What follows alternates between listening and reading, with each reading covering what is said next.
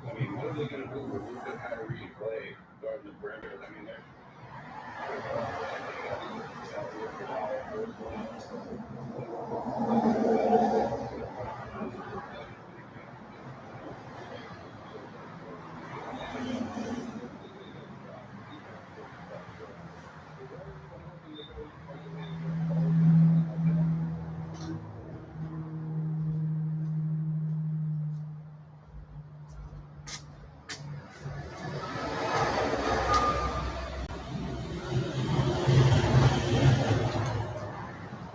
Snax on Sports. I'm back with another one.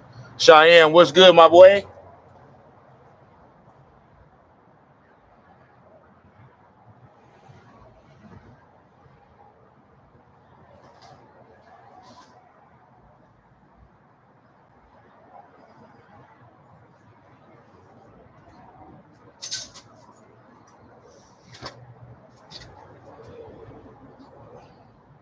What's good with all my peoples, man? Sad day here in the Bay Area. You did?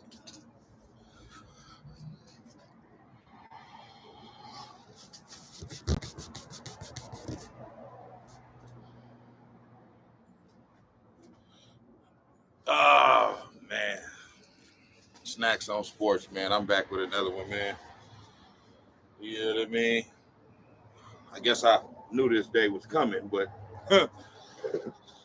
I just don't, you know. I'm disappointed at the Warriors front office and the delusional fan base for disrespecting Klay these past 2 seasons. I mean, I'm right there with you, bro. That last comment that you just posted, that's my sentiment exactly, word for word to a T. I just don't get it.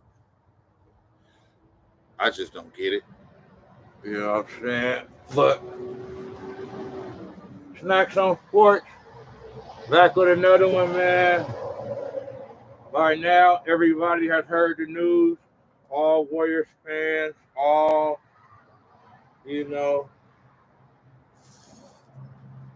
all sports fans, all basketball fans, everybody's heard the news. Klay Thompson is no longer a member of my beloved Golden State Warriors, as he will be now a member of the Dallas Mavericks. And the Mavs, I will be rooting for now. I said before Klay left that whatever team he go to, I'm going to be rooting for that team, minus the Lakers, because of LeBron James. You know what I'm saying? I got no real issue with the Lakers or anything like that. I was a Kobe fan. You know what I'm saying? So I had no real issue with that with the Lakers. But ever since LeBron has been there, I just can't root for the Lakers. I want nothing to do with the Los Angeles LeBroners. You know what I'm saying? Their fucking franchise is a fucking joke. Okay. But yeah, I seen that. Klay rejected LeBron's offer, as he should have. I'm happy that he did. If Klay would have went to the Lakers, I still would have been rooting for him to do well. You know what I'm saying? But I'm glad that he didn't. And as weird as this sounds, man, with me being a Warriors fan, I want to see Klay get a 5th ring. I just don't like how they did him, man. I don't like how they did him. I just don't like it. You know what I'm saying? I knew this day was coming when the NBA set that new CBA to break up the Warriors. Yeah, that new little whatever the fuck that they did, the new CBA shit with the second apron and whatever the fuck that shit mean. Yeah, that was put in place for the Warriors and teams like the Warriors. James Morris said, "Be ashamed of what? They offered Klay a great deal. He just didn't want to be there anymore." I disagree.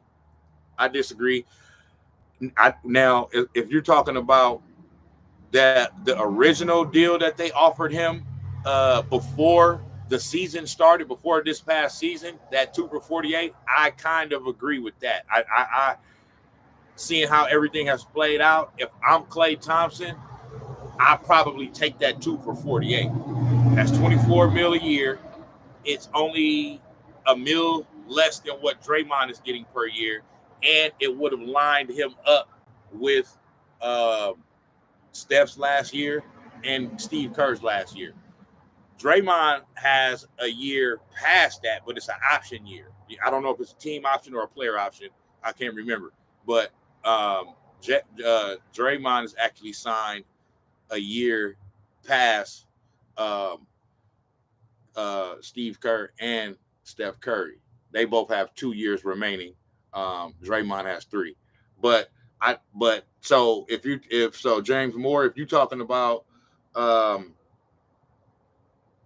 that deal, I would agree with that. You know what I mean? He probably should have took that one. But he wanted to bet on himself. You know what I mean? He like, nigga, I'm a pillar in this motherfucking franchise. Like y'all got to pay me more than that. Or it probably wasn't the 2 for 48. He probably just wanted a third year. You know what I'm saying? Maybe that's what it was. Whatever it was, you should have gave it to him. I don't give you know what I'm saying. Whatever Klay wanted, as long as it wasn't, I need $100 million a year or something, you should have gave it to him. It's Klay Thompson. Ain't no rings without Klay Thompson. I love Steph Curry. He's my favorite player. He's one of my favorite players of all time. Okay? This shit don't happen without Klay Thompson. Just like it don't happen without Draymond Green. I'm sorry. So, but as far as they should be ashamed.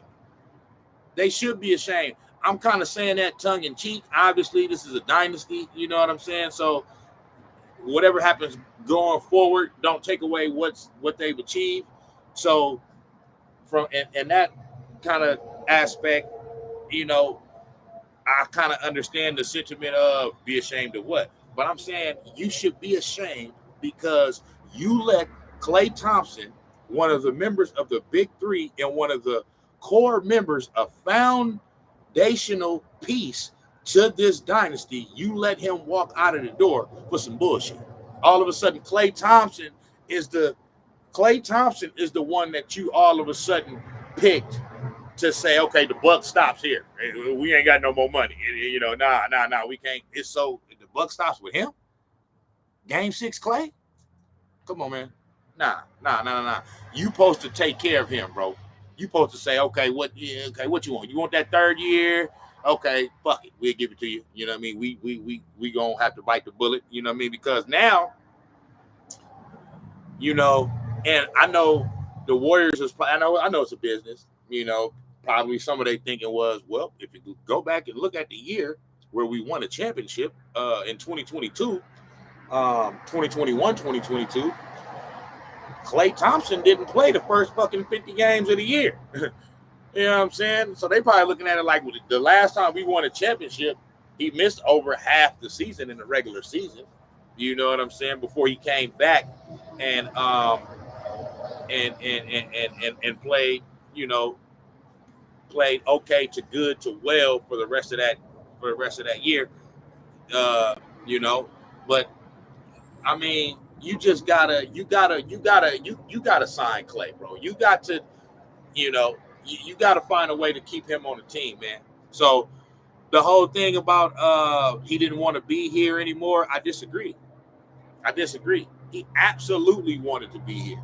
It's just that he felt totally disrespected from all of the things that he done for the franchise, you know what I mean? To be lowballed like that, it's just like, nah, why y'all gonna pick me as the one to the buck gotta stop with me?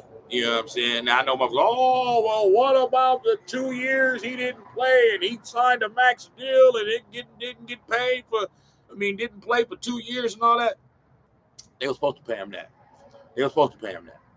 Yeah, they also wouldn't have had them 3 rings. You know what I'm saying? The previous 3 rings without him. So he earned that. I don't give a fuck about that. You supposed to pay him that. You know what I'm saying? It was just bad timing when he got hurt. Okay, in 2019, he got hurt in the finals, and he was due for he was always going to get a max deal. It just so happened that he got hurt at the wrong time. At the time where he got hurt and the type of injury he had, that's going to automatically put you out for a year. he got hurt in the fucking summer and shit in June, right before the season ended. So that it just, but him wanting to leave, nah, he didn't want to leave. He did what he had to do in the end, though. You know what I'm saying? Adam Silver's slipper don't like us because he needed to protect that queen. Man, come on, man. You already know, man. LeBron James is the biggest bitch the NBA has ever seen. Okay? Adam Silver is the worst commissioner of all fucking time. I don't give a damn. Worse than Bud Selig. Okay? Worse than he was just worse. Then he just worse than everybody. I don't give a damn. You know what I'm saying? He done let this player empowerment bullshit come to a head. Now these motherfuckers don't want to honor no contracts or nothing. You know what I'm saying? These motherfuckers getting paid 40, 50, 60 million dollars a year and still don't want to honor the damn contract. You know what I'm saying? Adam Silver, pea-brain ass motherfucker, that's your fault, boy. Nerd ass nigga. Klay wanted his respect all the time. That's it. Just show me my respect, they don't. That's all I'm saying. Just show me my respect. Don't do me like that. You know what I'm saying? After everything I done, now y'all want to act like y'all don't want to. Now you you don't know where your pocketbook at all of a sudden. You know what I'm saying? So, nah, man, it's one of those things, bro, to where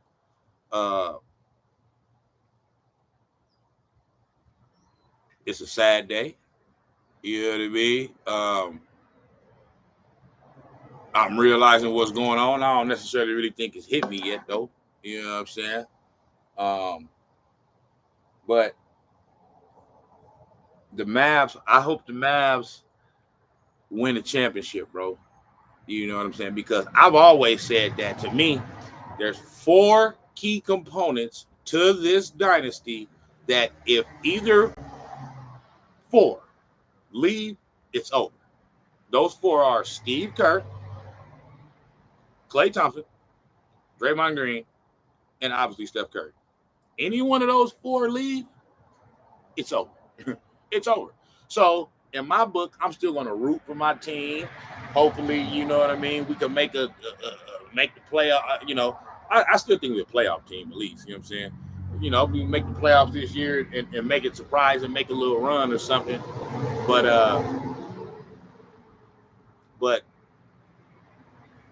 I mean, we should be. Listen, I love Steph Curry. He's my favorite player. If Steph Curry is who I have been saying that he is, okay, the 10th best player of all time, you got to make the playoffs, big dog. I'm sorry. I don't want to hear no excuses of, he don't have enough help. Nah, I don't want to hear none of that, bro. I don't want to hear none of that. You got to at least make the playoffs. You know what I'm saying? Be a 7 seed. Be an 8 seed. You know what I'm saying? You can't be missing the playoffs, and I'm out here calling you the 10th best player of all time and shit.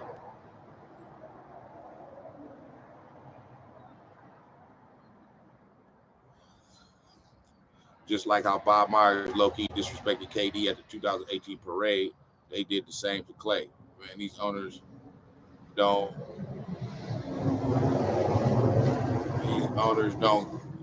give a damn about loyalty. Oh, no, they don't give a damn about no damn loyalty. Yeah, that's loyalty is out the book. They don't give a fuck about that.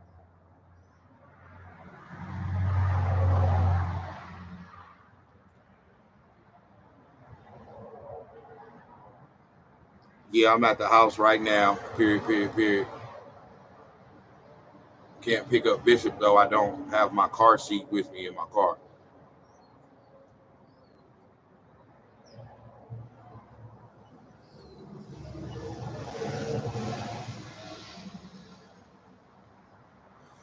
Yeah, man. It's a sad day, man. I don't even know what to say, man. I just know Klay Thompson, man. I told this story a few times on a few lives in the past. You know what I mean? A few episodes I didn't mention this, but the first time I ever literally cried off of a sporting event a game. It's been a few other times where I may have gotten a little bit emotional, not cry, but maybe almost was about to cry, but in a happy moment. I remember when in '09 when Kobe won the championship against Orlando, when the Lakers won the championship. You know what I mean? Like, I was so happy for Kobe, bro, because he proved what he knew all along, which was, you know what I'm saying, I can win without Shaq. And not only that, the previous year they had lost to Boston. You know what I mean? So I was so happy for him. I remember watching them win that championship and him jump in the air and do the fist. You know what I'm saying? And yeah, I kind of got a little emotional. I didn't cry, but I got a little emotional watching that. Like, man, my nigga did it. You know what I'm saying? And then when Jim Harbaugh was no longer going to be the coach of the 49ers, and that last press conference after that final regular season game in 2014, I'm watching that post game and I'm getting a little emotional because I'm like, why are we getting rid of this guy? Why? This is Jim Harbaugh. Like, this guy came in and took a team, the same team, essentially the same team that was here previously years before, and instantly turned them into a Super Bowl contender. Instantly. His first year, we were a Kyle Williams Butterfinger fumble away from going to the Super Bowl. We lost to the New York Giants in 2011 in the NFC Championship game in overtime. Okay? That was his first year. The previous year, we won like 6 games. You know what I'm saying? And the year before that, we was trash. Alex Smith, if you guys don't remember what the fuck Alex Smith was before Jim Harbaugh, he was god awful. This dude was god awful. Okay? Jim Harbaugh actually turned Alex Smith into a serviceable quarterback. Like, he was horrendous, okay, before Jim Harbaugh. And so Jim Harbaugh did that. First year we go to the NFC Championship game, barely lose. Second year we go to the Super Bowl, barely lose. Third year we go back to the NFC Championship game, barely lose. And then his fourth year, y'all fired the nigga and then want to cover it up and act like it's a motherfucking a mutual parting of ways. That shit wasn't mutual. Jed York and bitch ass Trent Baalke, okay, thought it was them that did the shit. You know what I'm saying? And they got him up out of there because they was clashing or whatever the fuck. You know what I'm saying? And that was a mistake.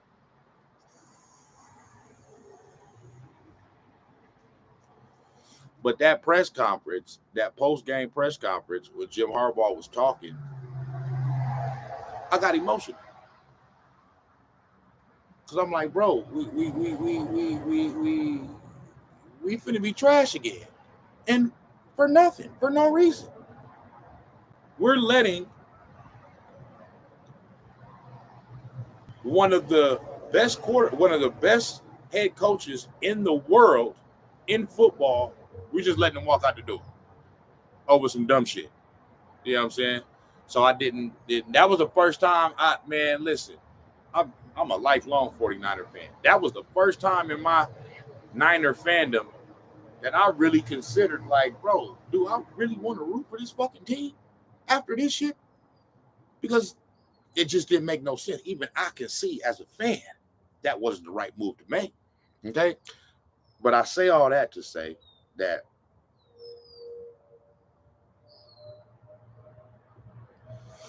Klay Thompson, Game 6,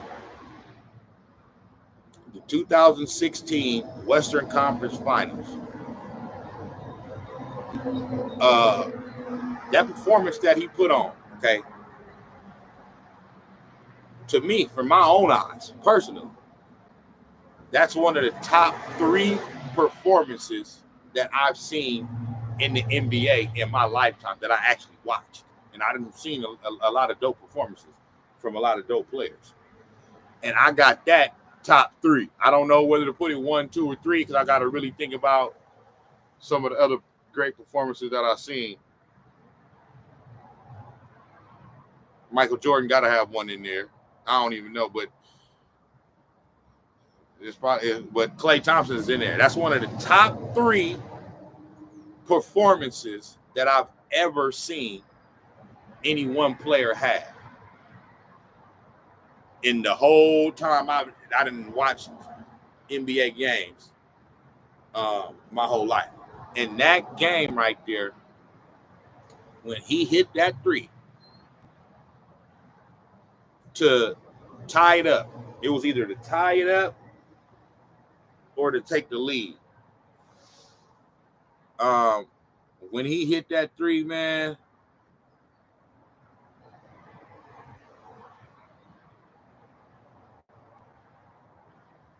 when he hit that 3, man,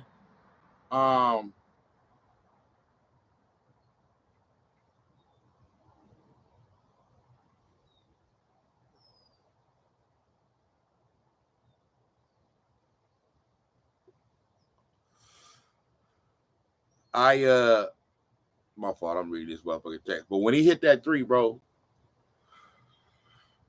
like I said, man, in past life, I didn't even know that was it. That it's like it was a burst of emotion, bro, that came up out of me, bro, that I can't even explain it, bro. Like, I literally cannot explain it, bro.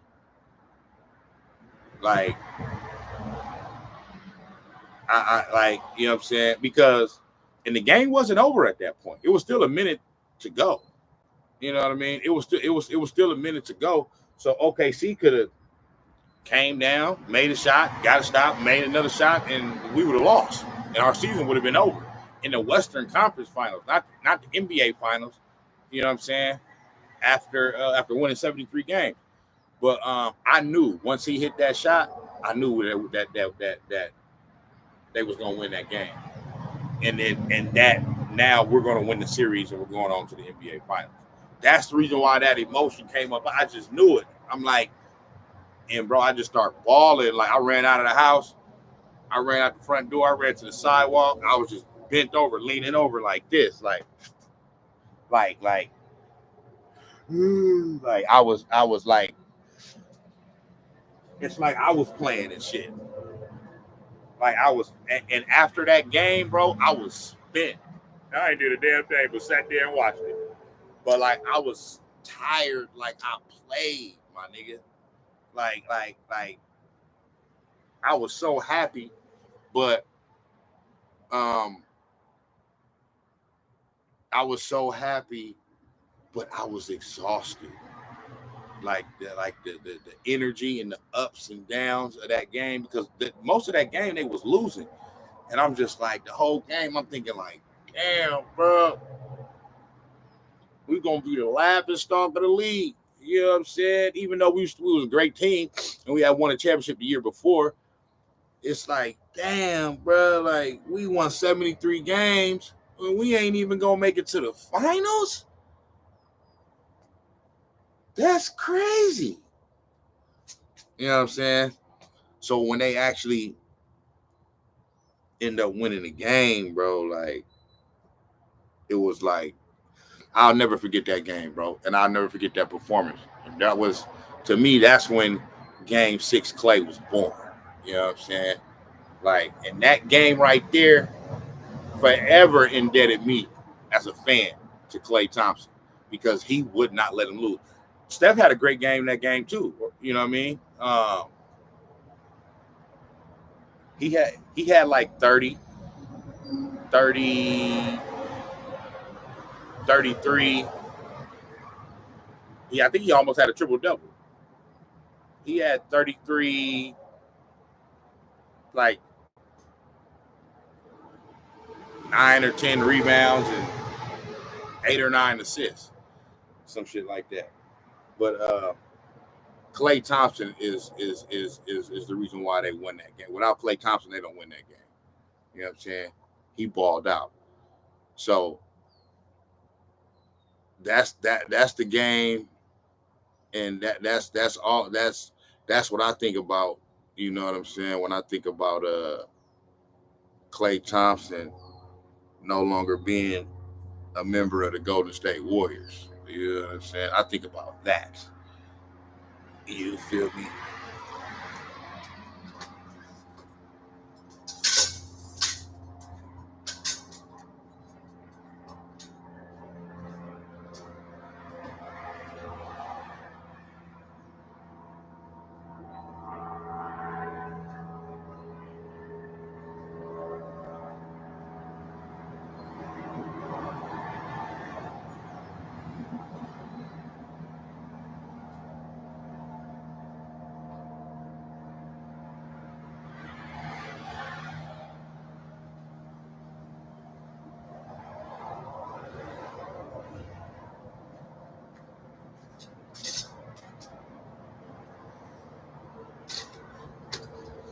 Yeah, I think about that right there, man. But yeah, so I say they should be ashamed of themselves, man, because the Warriors or front office should be ashamed of themselves because Klay Thompson is a legacy player, and I understand it's a business, and I understand that these types of things happen. It's just like Klay though, y'all gonna do this to Klay? Y'all gonna let Klay walk out the door? And so see, my thing is like this. After that fourth championship, I was good anyway. Obviously, I would love for him to win another one, but that was the capper to me. Anything after that is just icing on the cake. They ain't got to me. They ain't had to do. They didn't even have to win that. Like it's not that they had to do anything, more after the first three. It's just that to have that one before KD and after KD, it just brung it all together. You know what I'm saying?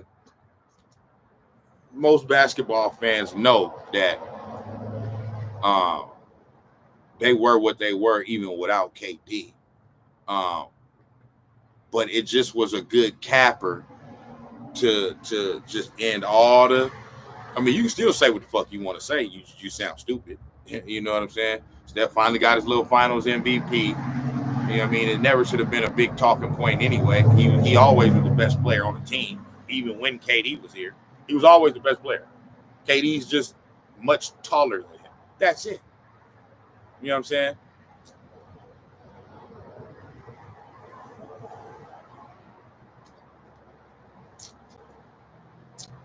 My favorite Klay moment will always be that Game 6 at Toronto when he walked back from the tunnel to shoot 2 free throws with a torn ACL. That's an old school player. Oh, for sure. But sure, that's another. And I've been seeing those highlights going around online. You know what I'm saying? Like, that's another. I mean, he was doing it again. He was doing it again. You know what I'm saying? Like, he was performing. You know, I can't remember if that injury happened in the third or fourth quarter, but Klay was on fire that game. He just, hey, Game 6 Klay, man, this is what he do.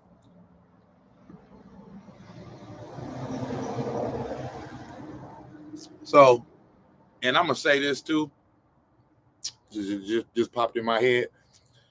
Now, general managers, to me, the players should always get the most blame. Always. Because they get the most credit.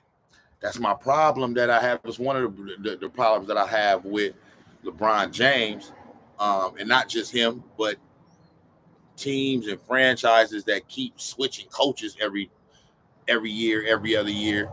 uh, thinking it's the damn coach fault. You know what I'm saying?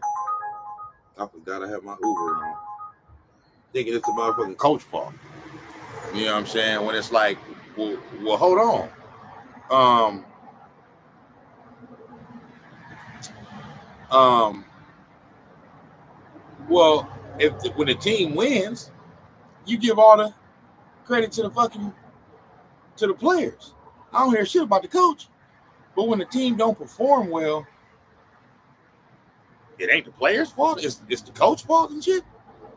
So coaches, general manager, when all of this stuff, all this about this and that, and the coaches, the general manager, and the owner, like, yeah, they got to take some blame with some stuff, too. You know what I mean? Because everything is all connected. But as far as when the game is going on and them players is out there and the team, the front office, then put you in a great position by establishing a great team. The coaches didn't put the players in position by coming up with great game plans and just knowing how to fucking coach and shit. And the players get out there and fuck up in the clutch and all that and get the missing shots and missing free throws and missing assignments and all that. Yeah, that blame got to go to the players. But I say all that to say that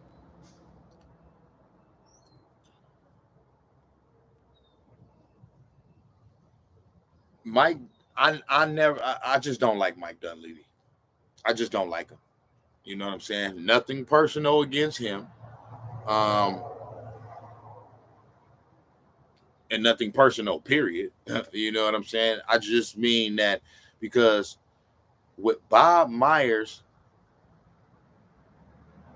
I wasn't no big Bob Myers fan either. Because not that I'm not saying that I wasn't a big, but I'm saying that to me, like that don't like when they were talking about, oh, Bob Myers is stepping down and this and that, blah blah blah. I'm like, okay, I would prefer that he stays just so everything can stay how it was. Any kind of like little change, is going to alter things a little bit. But I in no way thought like, Bob Myers ain't going to be here, so now we're not going to be a good team no more. Bullshit. He don't have that type of motherfucking uh effect on outcome of a game. He's the fucking general manager. Like, so I don't give a fuck if he not here no more. You know what I'm saying, right? But now I'm kind of having a little bit of a change of heart, Johnson. You know what I mean? Just because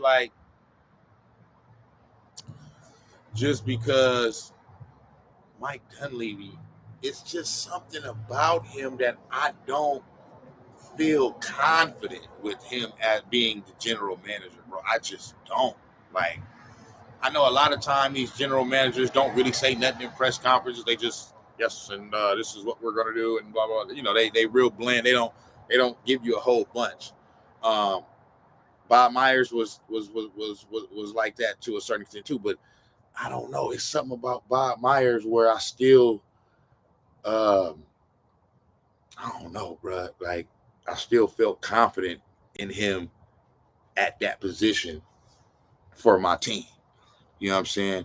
Mike Dunleavy, when I hear him talk, bro, there's no confidence there. He sounds soft. He sounds timid. You know what I mean? I just don't like him. I don't like him.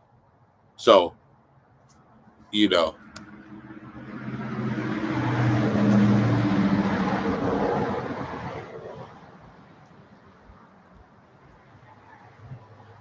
okay, and I'll give you that. I will give you that because I can't forget that he did draft well last year. You know what I'm saying? Because Pajinski was a good that was a good pick. That was a good pickup. You know what I'm saying? Um, and Trace Jackson Davis seemed like he was a good pickup too. You know what I'm saying? I'm not saying that these players is going to be all-star players, but for the team that we got right now and what they showed last year in their rookie seasons, you know what I'm saying? They seem like they were some good picks. So I can't forget about that. He but I don't know. Maybe it's just because the time that he took over as general manager was around the time where you know that this dynasty is coming to an end anyway. Like it wasn't like he's taking over and oh, we getting ready to start a new dynasty or some shit. Like he took over at a time where this shit is on the way down anyway, regardless. You know what I'm saying? Like just from the simple fact that the players are getting older and shit. You know what I'm saying? But one thing that the Golden State Warriors front office is finding out and are going to find out, because honestly, I'm not one of these motherfuckers. See, now I see it's a lot of motherfuckers that Joe Lacob and all that. Now they want to start talking shit about Joe Lacob. This is the same Joe Lacob that he been the owner of, So like, I'm not one of them type of motherfuckers that's gonna start bad mouthing Joe Lacob and all that shit. You know what I'm saying? We got to understand, we were a dynasty. We was winning championships. This shit don't last forever. So, but what I was going to say is with Joe Lacob and his son, the other Lacob, whatever, because I heard him talk on the radio last week. And I think that what they're finding out is that, like on some real shit, like, with the whole we're light years ahead, and maybe you were light years ahead, but you weren't light years ahead because of anything that you in the front office necessarily did. Like, this thing comes down to players. You had Steph Curry, okay? So, and I'm not saying just him, but I'm saying with Klay Thompson and with Draymond Green, like everything just fell into place. It was just meant to be like that. You know what I'm saying? Now, y'all made the right draft picks. They didn't draft Steph. Steph was already here. But y'all made the right picks and did the right things that y'all had to do. You know what I'm saying? Throughout that era. You know what I'm saying? So I give you credit for that. You know what I'm saying? But I'm saying my whole thing is like, when you got dope players and you got all-time great players, that's the reason why they turned into what they turned into. It was just a perfect storm of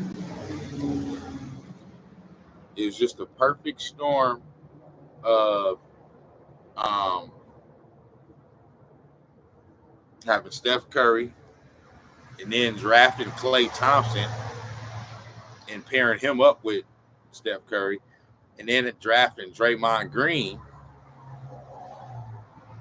and being able to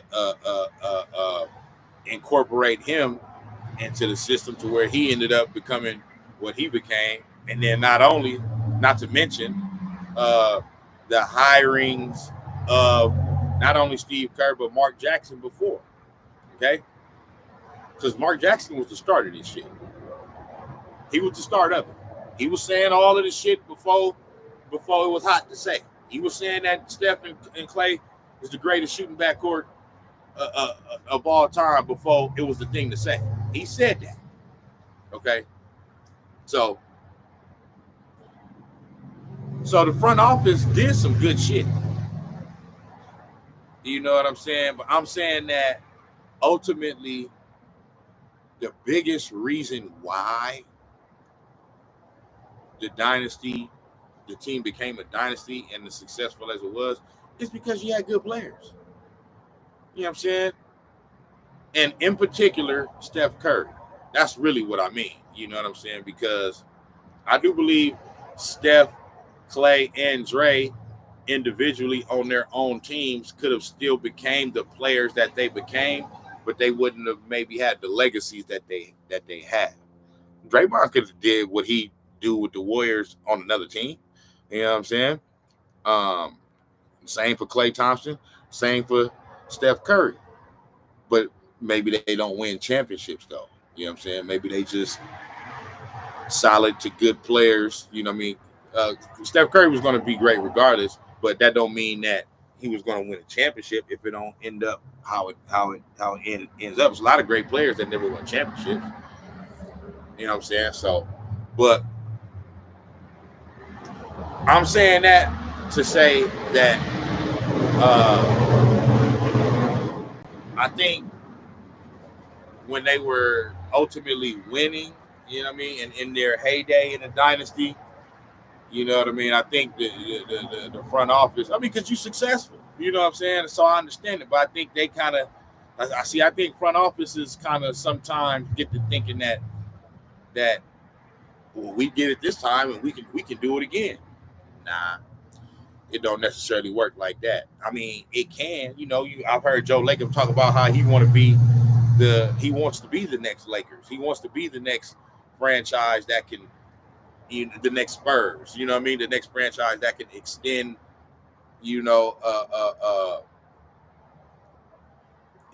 championship windows from one dynasty to another. You know what I'm saying? Or from one era to another. You know what I'm saying? But man, that shit hard to do. For one, with the Spurs, I'm not saying that they can't do it. I hope they can do it. This is my team. But I just knowing how this shit go and watching as much basketball that I've watched now, you know what I'm saying? Like, usually after a dynasty like Steph, Klay, Dre, Steve Kerr, usually once that's done, the team is going to be bad for a little while. It's just kind of how it goes.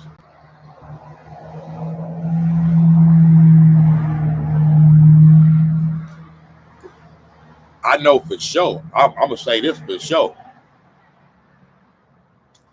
Even if down the line, 10, 15 years, whatever, down the line, 5, 10, 15 years down the line, if they're able to get back to the top and win another championship with a different core of players, it ain't gonna never get back to the level that it was with this iteration of it. It's just not gonna. It's just. I'm not saying it's impossible. You know what I'm saying? Anything is possible, but it's highly improbable.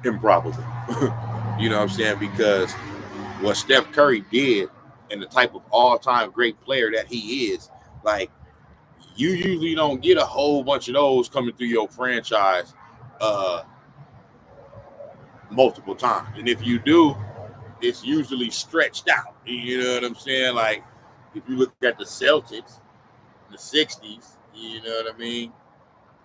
In the early 70s or whatever, after that Bill Russell era, they weren't good again until the 80s. I'm not saying they didn't have any good years in between that time. You know what I'm saying? Because I think they won 1 or 2 championships in the 70s as well, if I'm not mistaken. But I'm saying as far as like, and it's not just Bill Russell, but I'm just using him as the figurehead. You know, they had Bill Russell, they had fucking I was about to say Sam Cooke. Not Sam Cooke, that's the fucking singer. But Sam Jones, fucking Havlicek and all them niggas, you know what I'm saying? Like, countless Hall of Fame all-time greats. But I'm saying another dynasty. That didn't happen again until Bird and McHale, you know what I'm saying, and Parrish. You know what I'm saying? Which was it's like 20 years in between that. You know what I'm saying? Now, like I said, they had some good years in between that. You know what I'm saying? But they had some bad years too. So I'm just saying, bro, like the Joe Lacob and and his people, man, like they getting a rude awakening. That like I'm telling you, bro, this ain't gonna be you don't just you're not just gonna just find another Steph Curry, bro. You know what I'm saying? It's not gonna happen. So chances are, it's more than likely that you're gonna be pretty bad for a few years, for some time, until you able to build this motherfucker back up. And it's gonna like probably start right now. You know what I'm saying? It's going to start right now as far as, you know, okay, yeah, I got the plug right there. It's going to start right now as far as the team getting, because, you know, like I said, hey, I'm going to still be, long as Steph Curry is here, you know what I'm saying? I'm going to, I mean, not just, I'm a Warriors fan, but I'm saying, like, as far as, like, do the team got a shot to be even just good or make the playoffs? You know what I mean? As long as Steph Curry is here in his prime, I believe they should be. You know what I mean? At least able to do that. At least be a playoff team, 6, 7, 8 seed. You know what I'm saying? Yeah, but this is literally now the beginning of the end.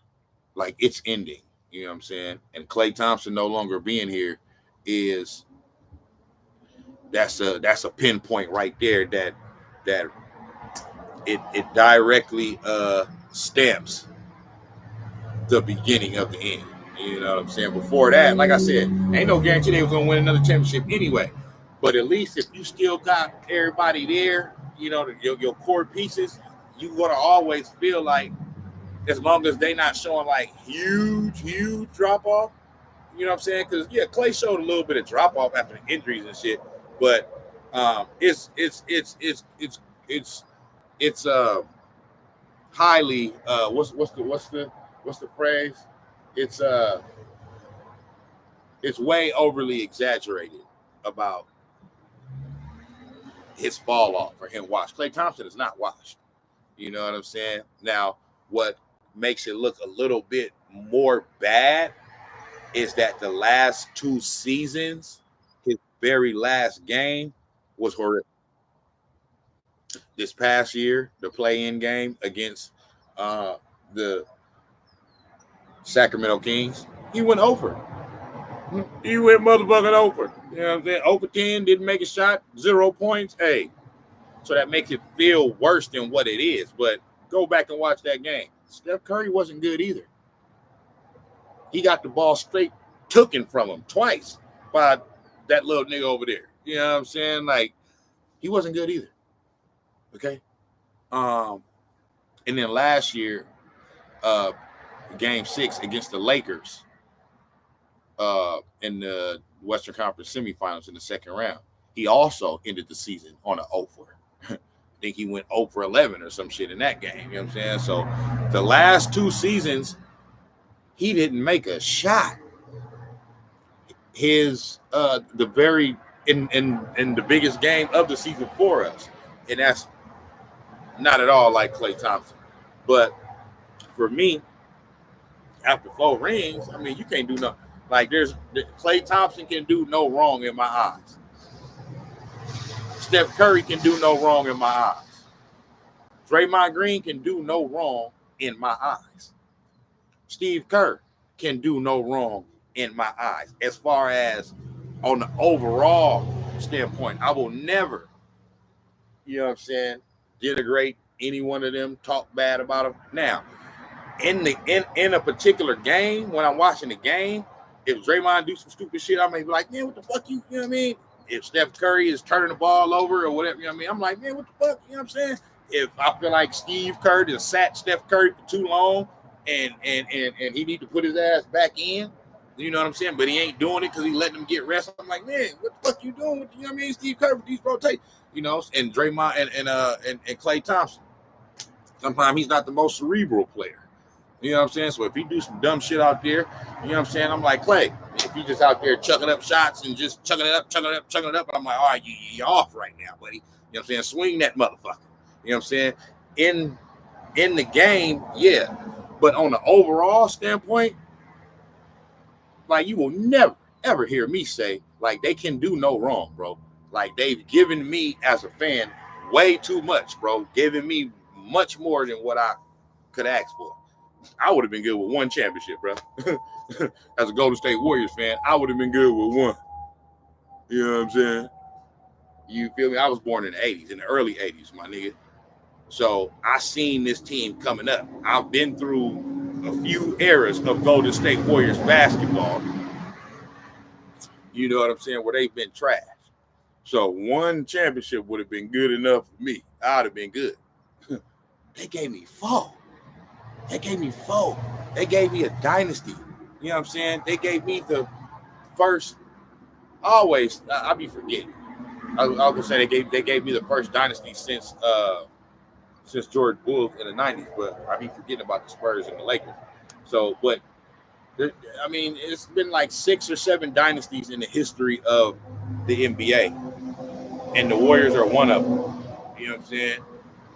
And if you would have asked me before this era, would that happen? Man, I would have told you, boys, you dumb, stupid, or ignorant. Which one? Pick one. Motherfuckers ain't finna be no nigga. What? You know what I'm saying? Nobody knew Steph Curry's career was gonna turn out to be what it was. No, ain't no. If any Warrior fan tell you that, they're a bald-faced motherfucking lie. Okay. Nobody knew in 2014-15 at the beginning of that year that we was gonna win the championship. Ain't no Warrior fan predicted that shit. Okay, I'm telling you right now, I did. I showed it. I knew we had a solid little team at that time. But if you would have told me we was gonna win a championship, I'm like, I would have been like, how? How? What do you mean? Championship? You know what I'm saying? But they did that. Changed the whole landscape of the game. Okay? So, you know, Joe Lacob and them, you know what I'm saying? Like, you know, you're a part of it, obviously. You own the team. You know what I'm saying? You allow the moves to happen. You know what I mean? And the front office got to make the move, so they're a part of it. And there's something to be said for that. You know what I'm saying? There's definitely something to be said for that. But they're finding out that, because the reason why I'm saying that is because sometimes when I hear them talk, you know, it feels like they feel like, hey, this thing is just going to just keep going. It's just, you know what I mean? It's just going to keep going. We're just going to, hey, we're going to reboot. We're going to, you know, and it's like, bro, once these niggas is gone, you're done, bro. And that's okay. That's okay. I'm not mad about it at all. You know what I'm saying? Because I'm like, okay, this era, we got everything out of this era that we could have. You know what I'm saying? 4 championships. So, and it's somebody else's turn now. That's how the shit go. But my stomach is full. I've been fed. They done fed me. So I can't even sit there and act like I'm upset and I'm mad. You know what I mean? The era, you know, it's going to come to an end. We had a good run. You feel me? But Klay not being here, yeah, it's the beginning of the end, y'all. You know what I'm saying? As long as we spank LeBron in Boston, we good. Hey, that's what I'm saying. They gave me everything. But you said Bob Myers was too nice. He didn't want to fracture a relationship with his players. That's why he left. May be true. You know what I'm saying? It's just that with what we got going on right now, I just got Bob Myers. I just look at him in a higher light now, because he was the general manager that was in place when we were successful. So, you know what I'm saying? That's just it's just gonna be hard to, and with what we got going on right now. So Mike Dunleavy, I just don't, and I know he been in the franchise and been getting groomed for this position for some time now. You know what I'm saying? And I understand that. You know what I mean? But I just don't. I just, there's something about him I just don't like. And I just wish we had somebody else in that position. You know what I'm saying? So, but that's just me. Maybe I'm wrong. Maybe he can prove me to be wrong. You know what I'm saying? But as of right now, you know, I wouldn't be mad to see his ass get fired and go. That's all I'm saying. Like I said, I know, you know, I'm not, you know, I know he don't deserve the, you know, the blame like that, because, you know, but it's just I can't wait to see Kuminga take off. I'm gonna call Steve Kerr out for his BS for not trusting his young players. As long as, so this is my thing with that, and I think I kind of had this conversation with you before. But hold on real quick. I gotta grab my chart.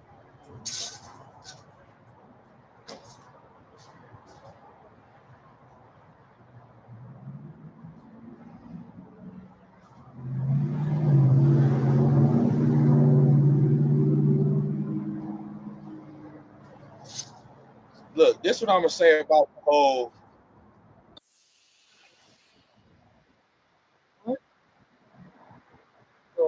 What?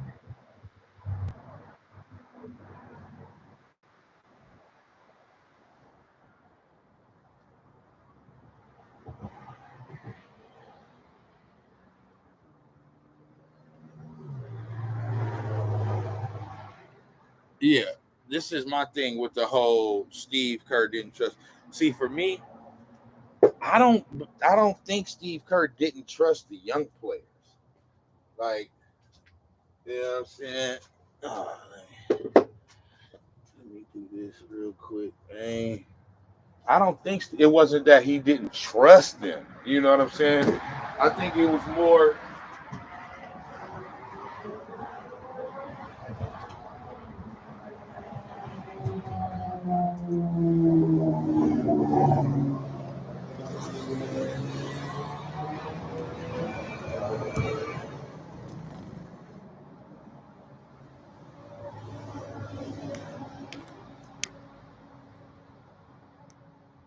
Hmm, that didn't do it. Hold on, my bad.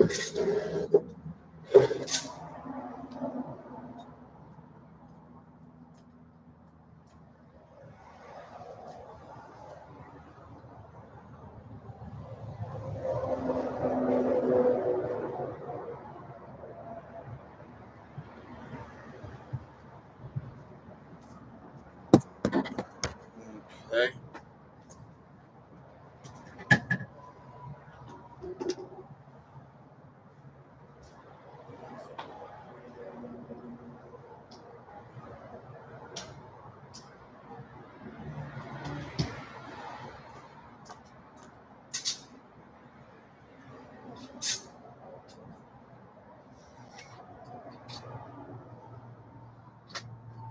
Okay, hold on, bruh.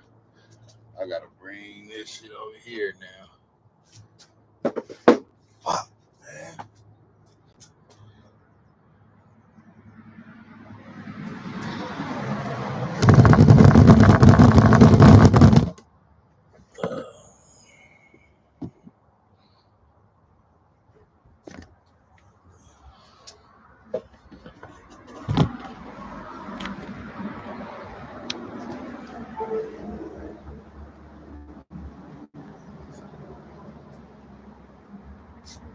Okay, man. She was getting ready to die. Nah, I couldn't.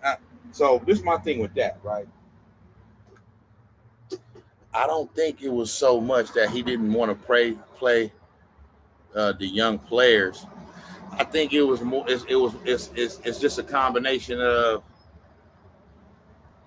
maybe it was a little bit of that in there, but the only thing that because the whole organization feels like they are a championship contending team. You know what I'm saying? So Steve Kerr's always going to ride with the guys that that he not that he didn't trust the young players, but he trusted the vets more. And it's just one of those things like, but it can't be said to be true about all the young players though, is because throughout the years he's played young players. This whole young player thing and young player that talk to me started to happen with the Wiseman, Kaminga, Moody era. You know what I'm saying? Before that, I never heard no all this talk um about the young players and all this, and he ain't playing the young players and all like like like for me, because okay, let's go back to the beginning. Well, first off, at the beginning of this motherfucker, they was all young players. Okay. When they won their first championship, Steph was 26 years old. And he's 2 years older than both um, Klay Thompson and Draymond Green. So that means they both were 24.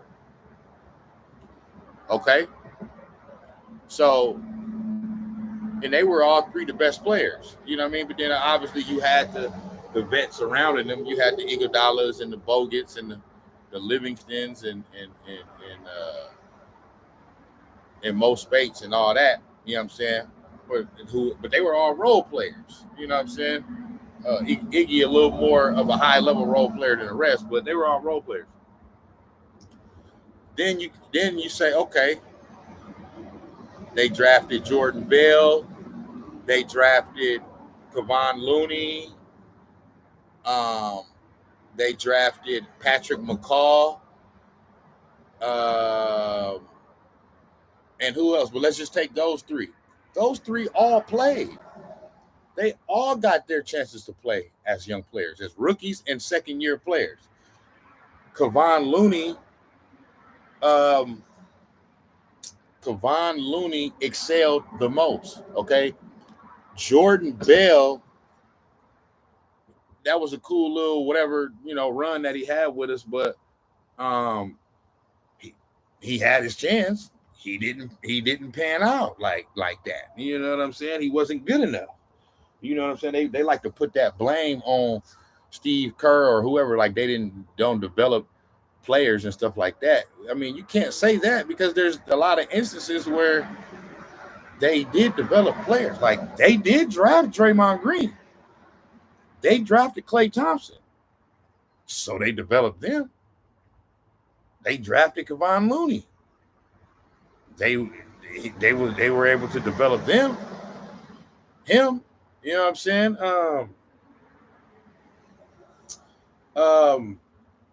Jordan Poole. They were able to develop him. So this whole notion about the Warriors and Steve Kerr, they don't develop, that's bullshit. Every draft pick ain't gonna work out. You know what I'm saying? But Patrick McCall got he got his chance. Okay? You weren't good enough, or at least you weren't good enough to, like, bro, you gotta understand you're playing on a dynasty, my nigga. So yeah, in some regards, it's kind of fucked up that you get drafted to a team. Not fucked up, but as far as your own personal game, it's kind of maybe a little fucked up that you get drafted to a team that is so successful, because you ain't gonna be able to come in and just like burst your way onto the court unless you just show that you just so good. We got to put you out there. We don't got to put you out there, my nigga. We already winning. You know what I'm saying? So, but he did get his chances, and when he was out there, sometimes he did good, sometimes he didn't. But it was what it was. Same with Jordan Bell. Kevon Looney, he found his niche. He picked his, you know what I'm saying? What his role, carved out what his role is going to be, a rebounder and a defender. You know what I'm saying? And just one of those type of players. And he excelled at it. You know what I'm saying? Then you get to Wiseman. Wiseman is the one player that I kind of feel like they maybe gave up on a little bit too soon. You know what I'm saying? But I understand what they were trying to do. You know what I mean?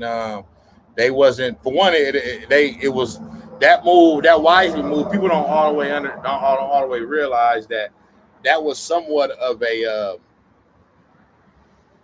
money move too, because since he was drafted so high, that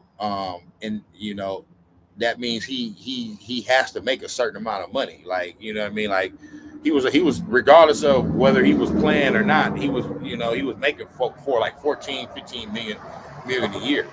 You know what I'm saying? And so they felt like if we trade him, then his money will come off the books. And it's just one of those things where it's like they were so far in the luxury tax that every dollar that they can make up saves them in a big way. You know what I'm saying? Because it's like when you in the luxury tax and them aprons and all that, and you already over the tax. It's like when you sign somebody, it's like you got to pay them what you pay them, and then you got to pay a penalty on top of that. So it's like instead of paying him like 14 mil a year, it was going to end up paying like 20 or 30 mil just to have him on the team that year because of all of the penalties that come with it and shit. So they was able to save a lot of money by doing that, and because they felt like he ain't going to play a big role anyway because he's not showing that he's fully ready just yet, and they just didn't have the time to wait on him to get ready. You know what I mean? Because they're like, bro, we still in our prime right now. We can win right now. You know what I'm saying? And they did, and he did get a ring. He didn't play that year. He was supposed to, but that was his. When they won the championship, that was his second year in the league. You know what I'm saying? That was his second year because he was drafted during the pandemic year. You know what I'm saying? And then that next year,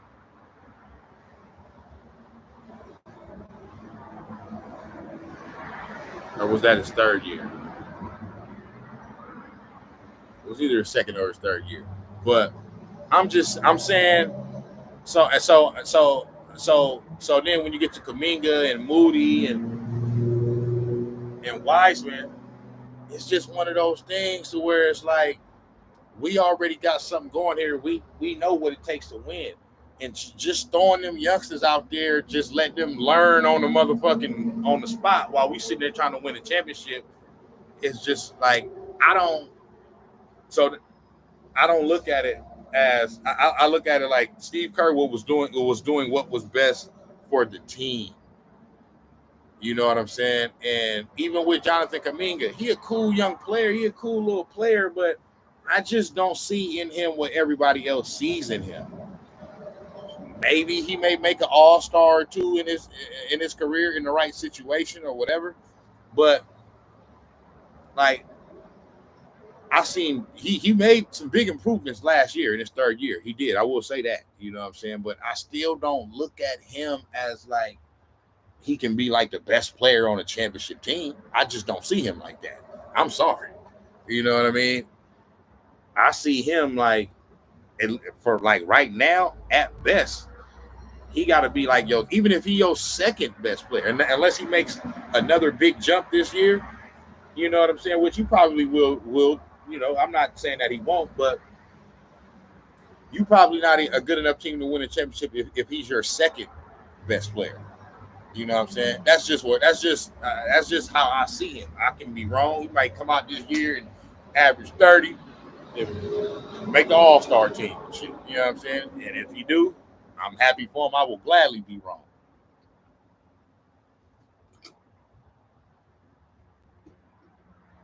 But uh but yeah, nah. I just so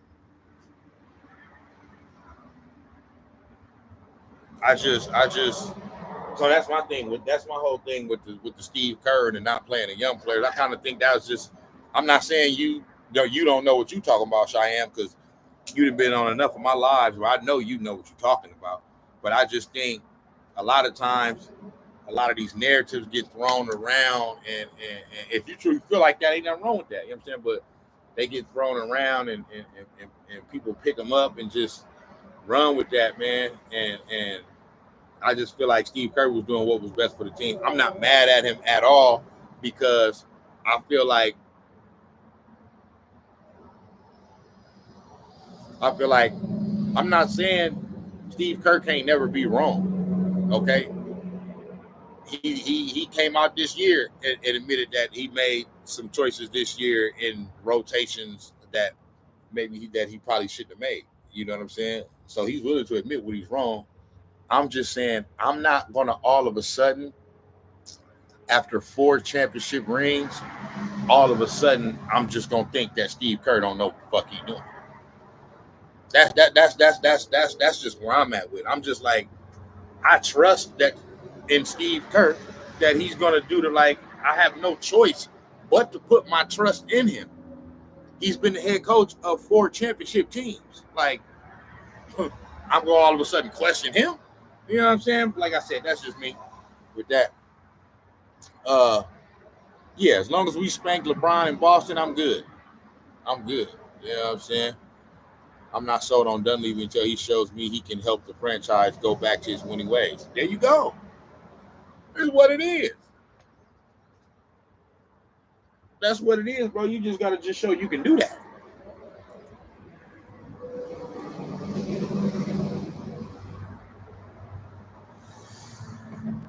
And on top of that,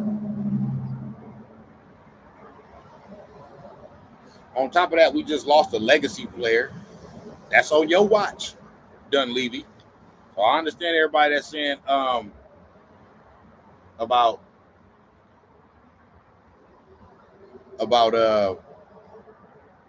what's his face?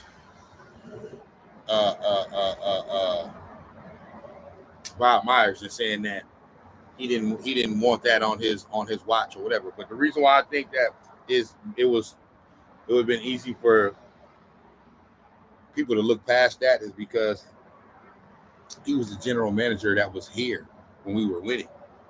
You know what I'm saying?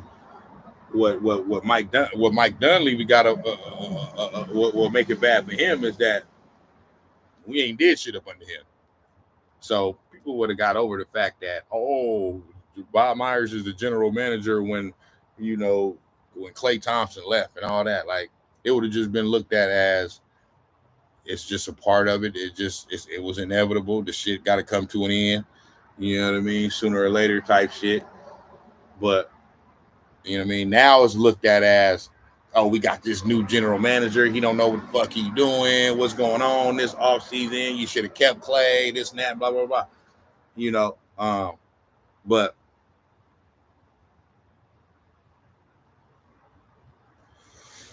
another thing I want to say is Steve Kerr even started flopping Reeves over Ingram on Team USA. I was like, is this dude on crack? I mean, Team USA is, I don't put up much stock in that shit. You know what I'm saying? Like, that's just, I don't, that's just me though. I never put too much stock in that. You know what I'm saying? And,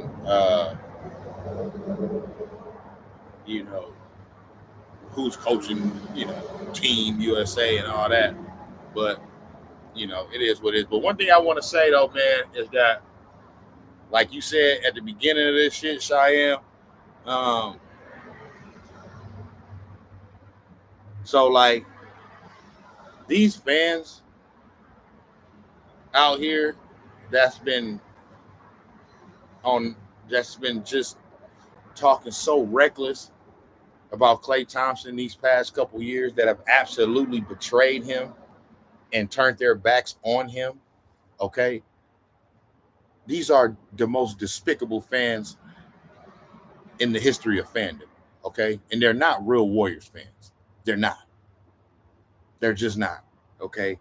They're either bandwagon fans that only became fans of the Warriors once the team got good, or they're young fans that don't really know any better. And once again, like, fans that were born in fucking 1998 and shit, 1997 or some shit like that. And we're fucking 13, 14 years old when the team started to be good and shit. You know what I'm saying?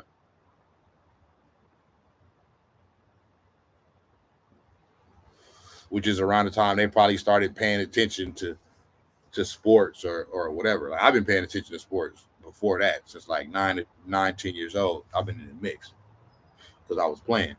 You feel me?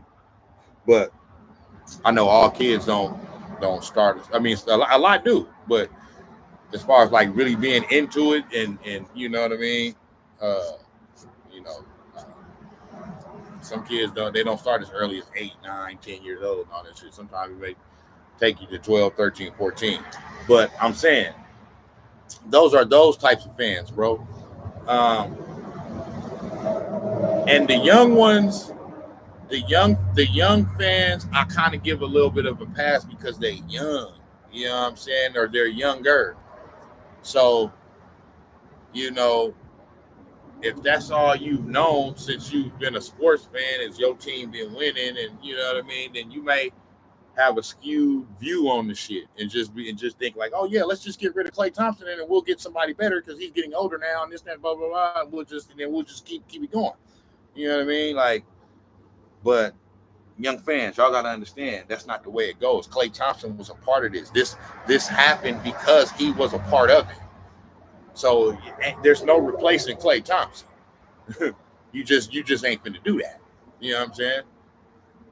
He's a reason why it turned into what it turned into. So you can't just replace him with somebody else just because they're younger or just because they can score a lot of points. Like what he brought to the team is what gave the team dynamic, you know, what it was and what it is. You know what I'm saying? Yeah, somebody else may be able to score 25, 26, 27 points a game, but the way they get that 25, 26, 27 may be different than how Klay get his 20 to 25.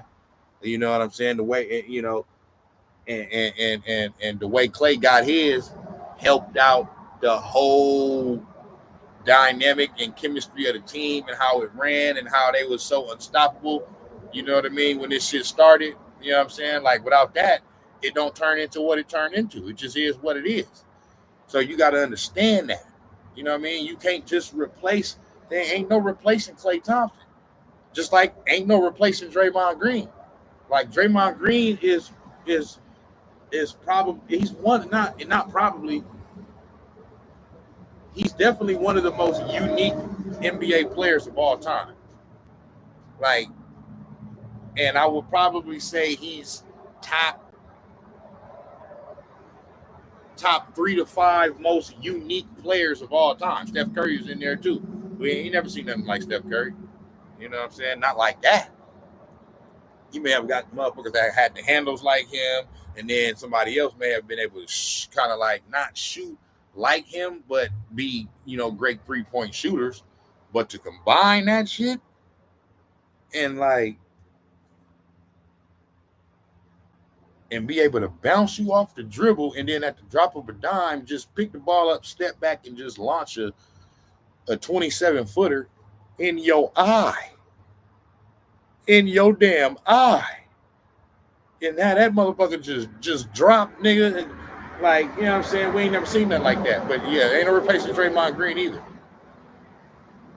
Like, he's a very unique basketball player.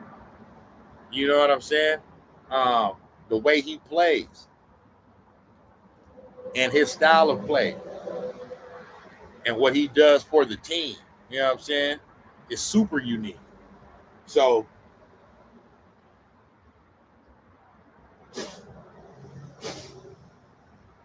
that's what but yeah, like,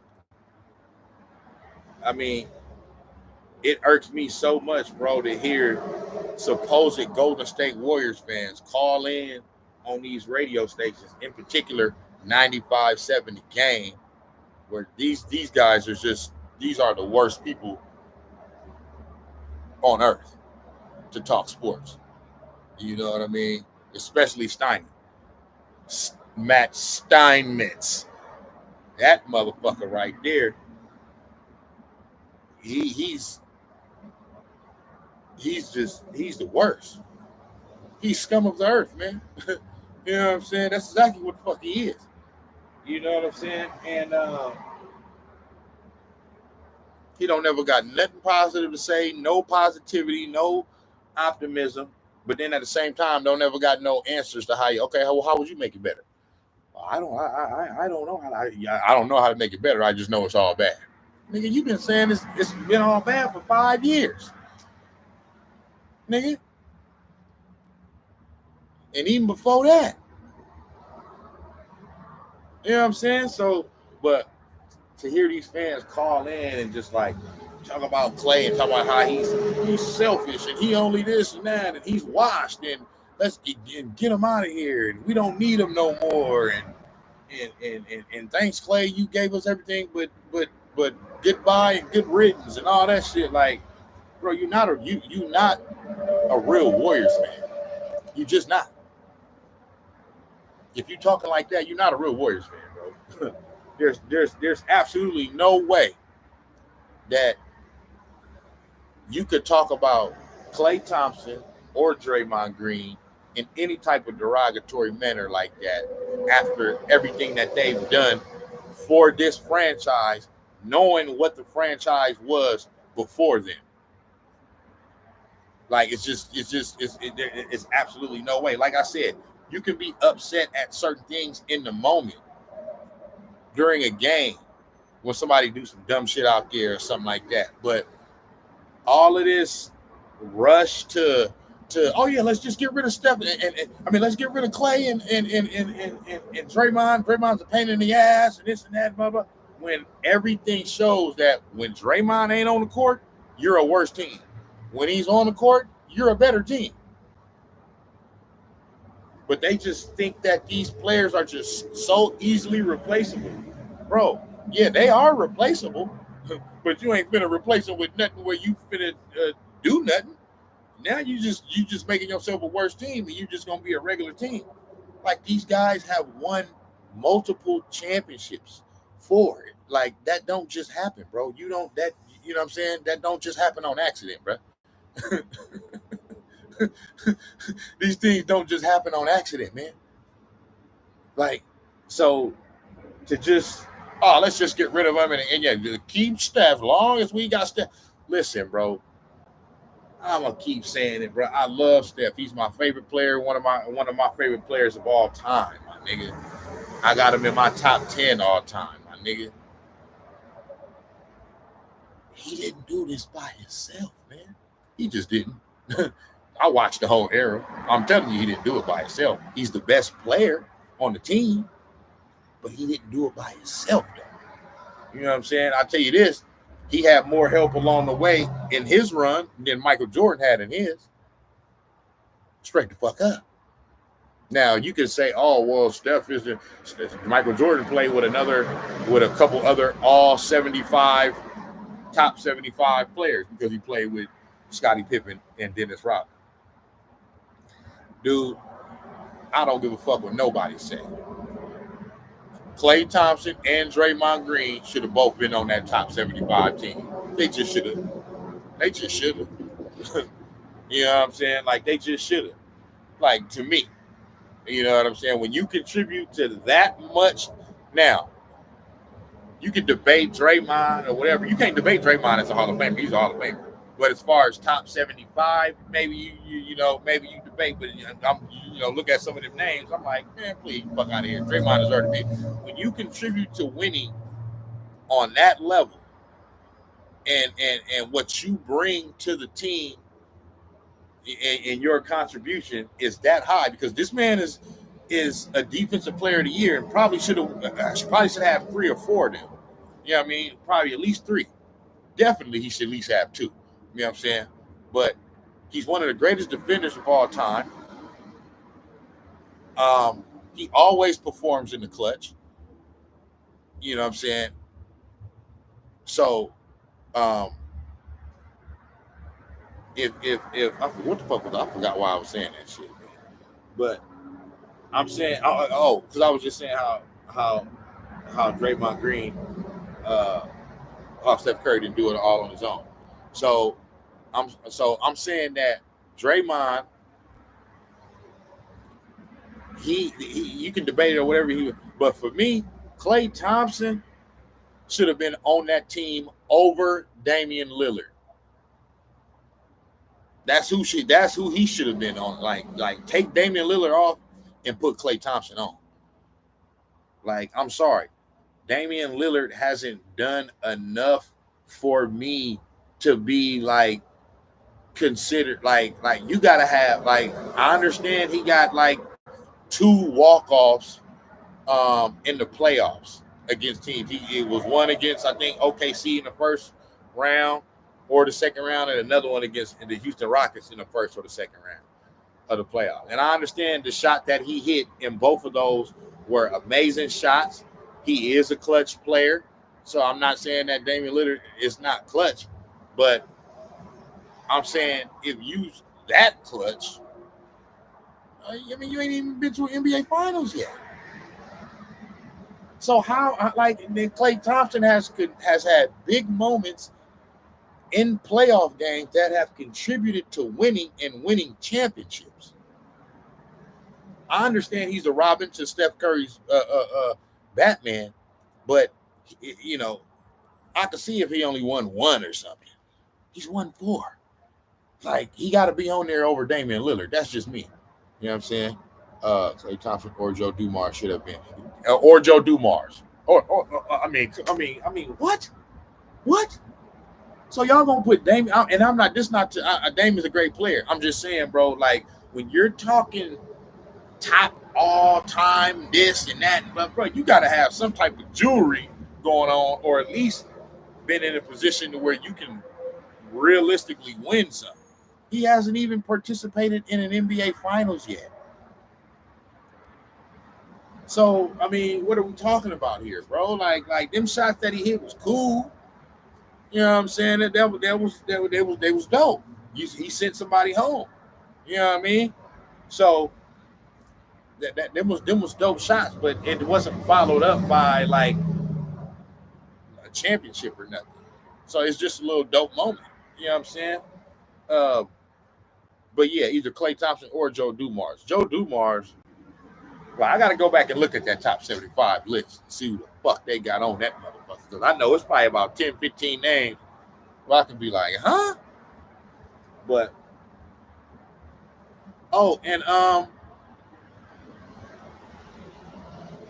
like I said, to me, if you're going to put James Harden on the top 75, then you could put Draymond Green on the top 75. I don't give a fuck about all that shit about, he had that 3, 4, 5 year run where he was doing all that scoring. And like, bro, James Harden has choked every big moment that he has had in his career in the NBA. So all that scoring 60 points in the regular season and all that, bro, that's great. I'm not saying he's a trash player. I'm saying that, bro, he not like that when it counts. So y'all just gonna have James Harden up in there just off of you know what I mean? Just, hey, like, what has he done? He's done nothing but be a good player in the NBA for a very long time and score a lot of points. That's all he's done, man. He ain't, you know what I mean? Draymond should at least be top 100. Hey, man, listen. When they do this shit in the next 25 years, if Draymond ain't on the top 100, that's a travesty. It's just an absolute travesty. And Klay Thompson. It's a travesty. You know what I'm saying? Like, come on, man. Like, Steph didn't do this by himself. I'm sorry. You know what I mean? Like, Steph, Klay, and Dre is like Bird, McHale, and Parrish, or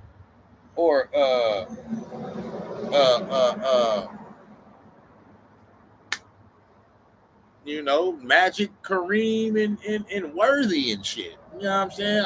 I'm not saying that that Klay Thompson and Draymond Green are as good as like a Kareem or something like that. I'm just saying that they on that same level as far as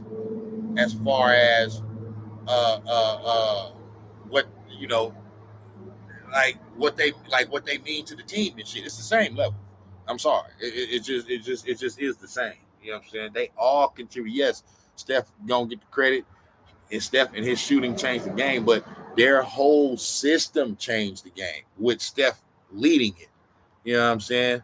Like it was Steph, obviously, and Klay too. You know what I'm saying? And then Draymond being able to facilitate and play that defense and just roam around and do what he do. And people forget, Pre-KD, Draymond was scoring more. All you gotta do is just go back and look at the numbers. All you gotta do is go back and look at the numbers. What happened with Draymond Green is once Kevin Durant came to the team, he fell into this role of, well, I ain't got to, you know what I mean? I got Steph over here, I got Klay Thompson over here, and I got Kevin Durant right there. Fuck, nigga, I'm just going to play defense and facilitate. You know what I'm saying? I may check up a shot or something here or there, but I'm finna chuck up a three. I mean, I'm finna play D and facilitate. And what happened was he got so comfortable in that role that he probably lost his offensive way and his offensive game a little bit, even after KD left. And that's just the role that he plays now. But pre-KD, and if you go back and look at last year, he was doing a little bit more scoring, and his shooting percentages was better even last year. You know what I'm saying? But especially pre-KD, he was scoring a little more. You know what I'm saying? But I'm just saying, man. I'm just saying that Steph didn't do this all by himself, man. That's all I'm saying, bro. You feel me? And a lot of the fans talk like he did. Like I said, he's the best player on the team. He's always been the best player on the team. This shit definitely don't happen without him. You know, I say, ain't no championships without Klay, ain't no championships without Dre. It ain't a damn thing without Steph Curry. So I understand that. I'm just saying that thinking that you can just throw away Klay and Draymond like they've contributed nothing to this dynasty and just replace them with, some new niggas and like that it's going to keep going. It's not going to keep going. That changes everything. Everything is different now. Everything is already different now. Klay is gone. Klay is fucking gone. That's some ain't no more Klay Thompson, y'all. That's some crazy ass shit. Klay Thompson is no longer a member of the Golden State Warriors.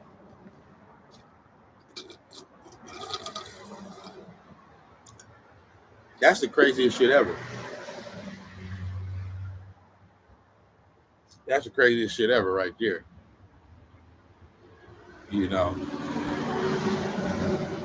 But Klay, man.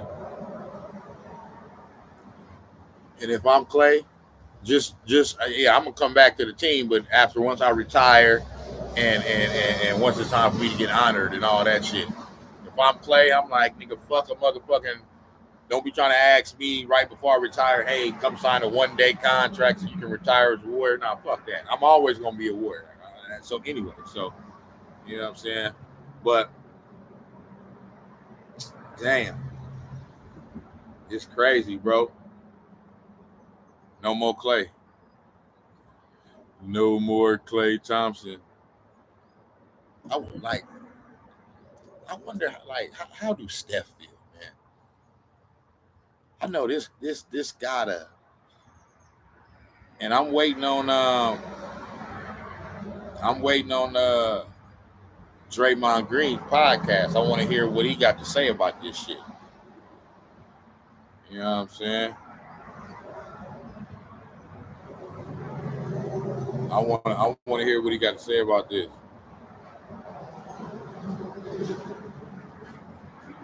Let me see.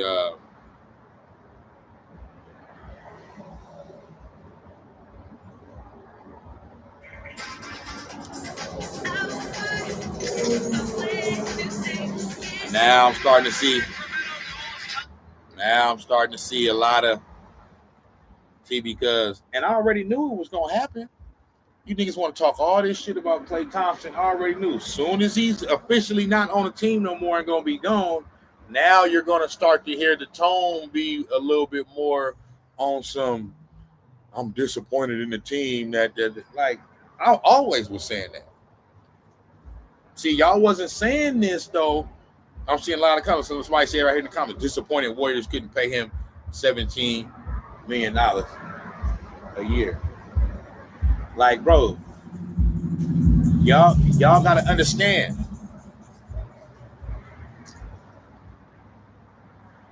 Y'all gotta understand, man, that y'all wasn't saying this before. You know what I'm saying? I already knew that once he was gone, the narrative was gonna change now. All of a sudden and so now next year, because see,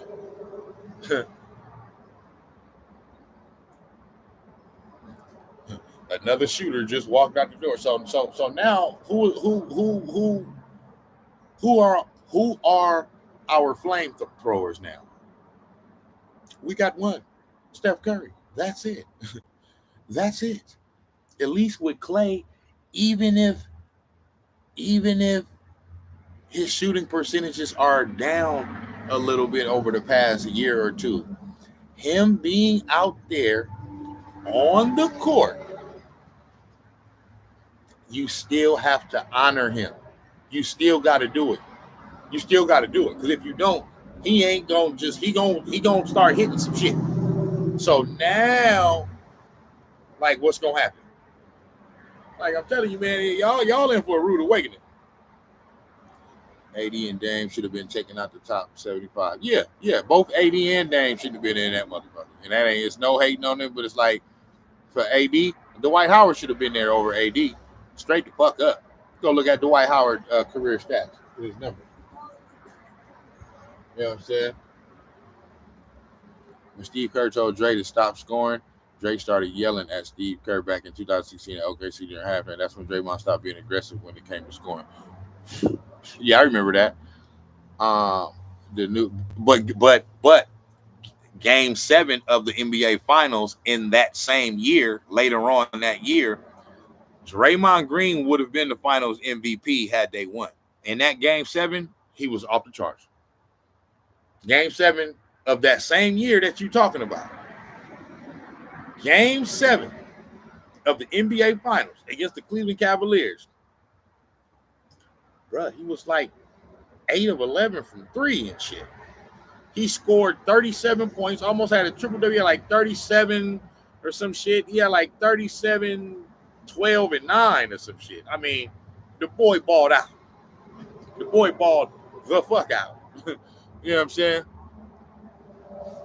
I was going to say that. The newly drafted 7-footer is somewhat a flamethrower. I was going to say that too, but not on the motherfucking level of Klay Thompson. You know what I'm saying? You just ain't going to get no more flamethrower than that. Klay Thompson, when he is on that shit, bro, 37 and a quarter was mania as fuck. 37 and a quarter was like, bro, this dude could just grab it and just throw that motherfucker behind his head and just go in. Like, just off the charts, man. 37 and a quarter, bro. Like, he gets hotter than Steph Curry almost. Like, Steph is more like consistent throughout, but like when Klay get like, so yeah, you know, that 7-footer, you know, hopefully he can make some. But how is Steph feeling right now, knowing that his guy is no longer on the team? On 95.7 The Game. It's a 2-guard and played 38 games last year. The hottest and streakiest shooter in NBA history. Nah, and that's facts. That ain't nothing but facts. Signed him to 1 year, $12.8 million. And then look. And then look. They signed DeAnthony Melton.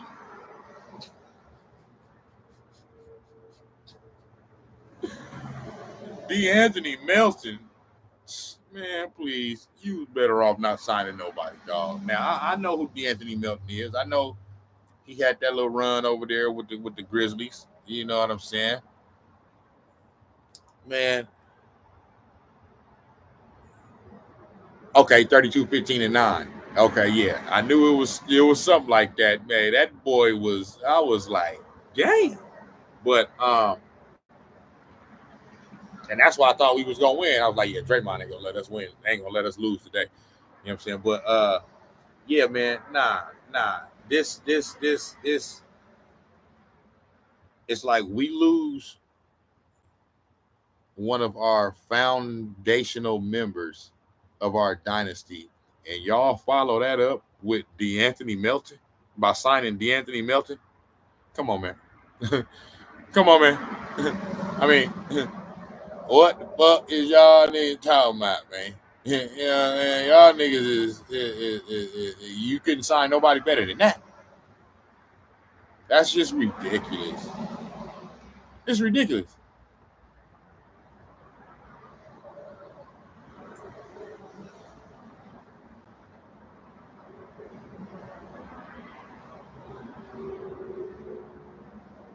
It's absolutely ridiculous.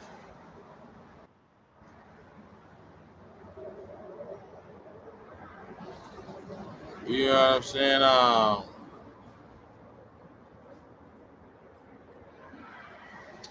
But yeah, nah, man.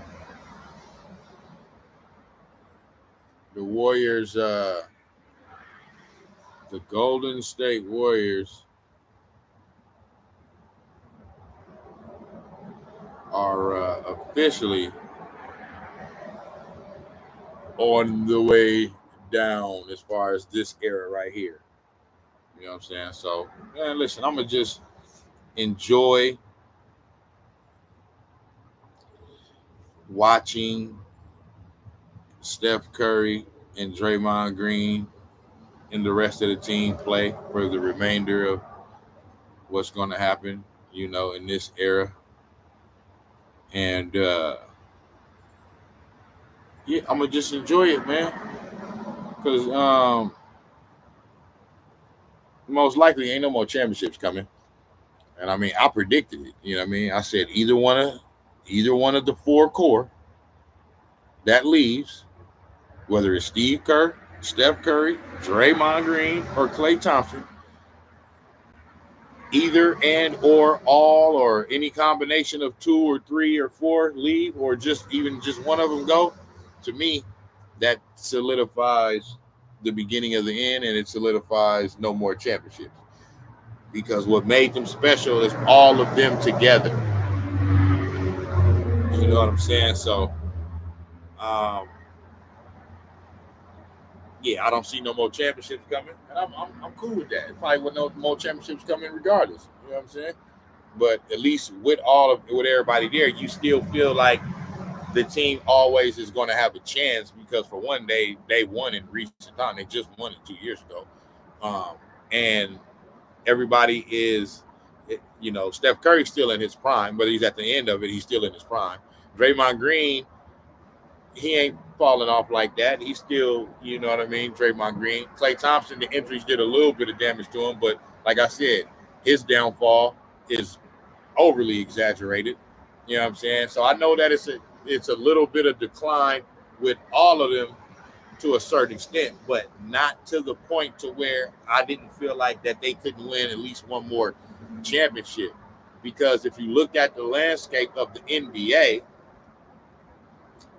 um, there's no overly dominant team right now. The Warriors were the last team to be like extremely dominant, so where you just could just pencil them into the finals. Now, last year was like that for the Celtics, just because, and I said that at the beginning of the playoffs, just because I seen what their road to the playoffs was going to be. Like it would have been an absolute joke for the Boston Celtics to not at least make it to the finals. It would have been a travesty. You know what I'm saying? Because the pathway to it, it was laughable. You know what I'm saying? Uh, but fucking yeah, there's no dominant team like that. There's no team that I can honestly look at and say, you know, like the Warriors couldn't beat this team in a 7-game series. I'm not saying that they would, but could they? Yeah, there's no team that's just like, oh no, they go up against them. Nah. We thought that about Denver last year, but um, you see what happened with that. So yeah, it ain't no yeah. There are several teams that are championship contending teams. You know, I still will consider the Nuggets a championship contender. Obviously, the Celtics. You know, when Milwaukee is right, I still think they are. And then obviously you got the emergence of the OKC Thunder and Minnesota, um, Dallas. So yeah, all of these teams, to me are legit championship contenders. But that proves my point. You know what I'm saying? I just named about 7, 8 teams. You know what I'm saying? And it's probably a few. I didn't even say Philadelphia. You know what I mean? Even though that's iffy because Joel Embiid gonna get hurt. Ain't no if about it. No, he gonna get hurt. You just hope it's earlier in the season so he can get it and get it done with. You know what I'm saying? And be back to be able to make a playoff run. So, and he still might end up getting hurt again. You know what I'm saying? So, but if they're right, they're another one. Philadelphia. You know what I'm saying? And then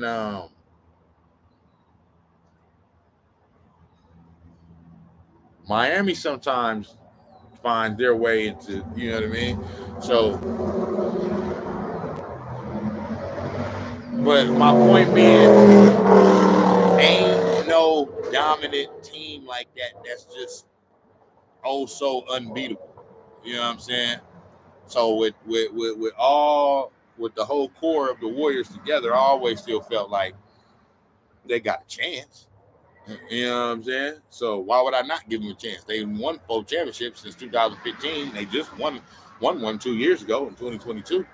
So why would I not think? Why would I still be like, oh, so it don't matter. So what? Because well, look how they played the last year to 2 years, blah blah blah. For one, this last year they actually won 2 more games than they did the previous year when they made the fucking playoffs. They didn't even have to be in the play-in. You know what I'm saying? Last year they won 44 games and was the 6th seed.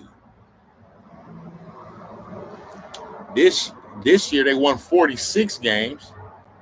Okay, it was the damn 10th seed and was the final play-in spot and didn't even make the playoffs. You know what I'm saying? So I don't. It doesn't matter that the war. The last 2 years. So what? Last year the Dallas Mavericks didn't make the playoffs. This year they was in the finals.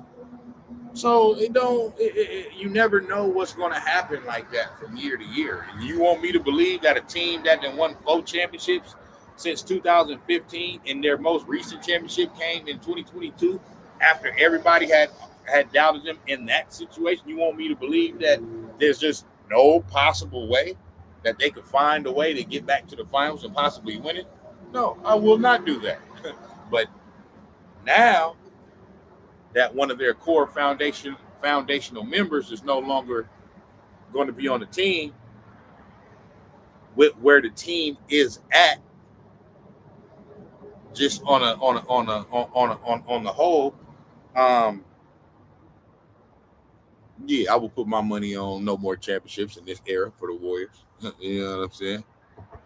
That's forward out, and I'll take that. I'm all good with that. You feel me? But yeah, man, you know, it is what it is, man. You know what I'm saying? It is what it is. And Klay Thompson, I wish my boy the best, man. It sucks that he's no longer with the squad. You know what I'm saying?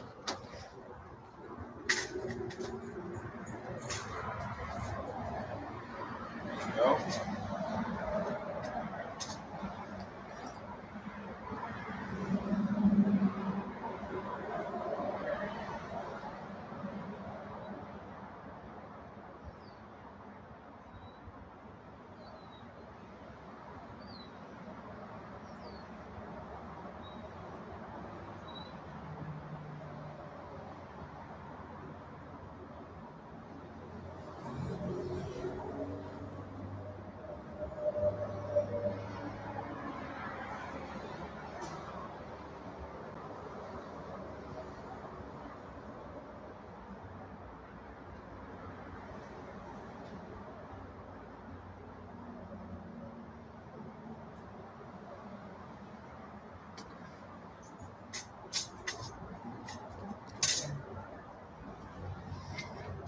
Yeah. It sucks that he's no longer with the squad.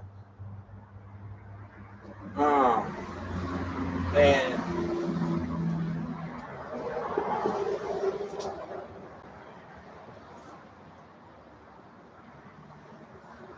and uh and they should have kept him. They should have gave whatever he wanted. You know what I'm saying? They should have gave him whatever he wanted, man. This is Klay Thompson we talk about. You ain't got no championship without Klay Thompson. You let this man walk out the door.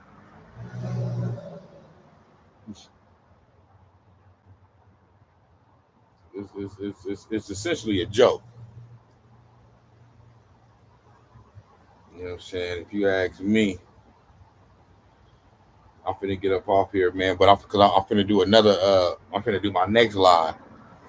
I'm finna do my next live is gonna be about LeBum James and LeBum James Jr. You know what I'm saying? Steph and Draymond definitely upset. They lose their brother off the top. Off the top. Off the top, man.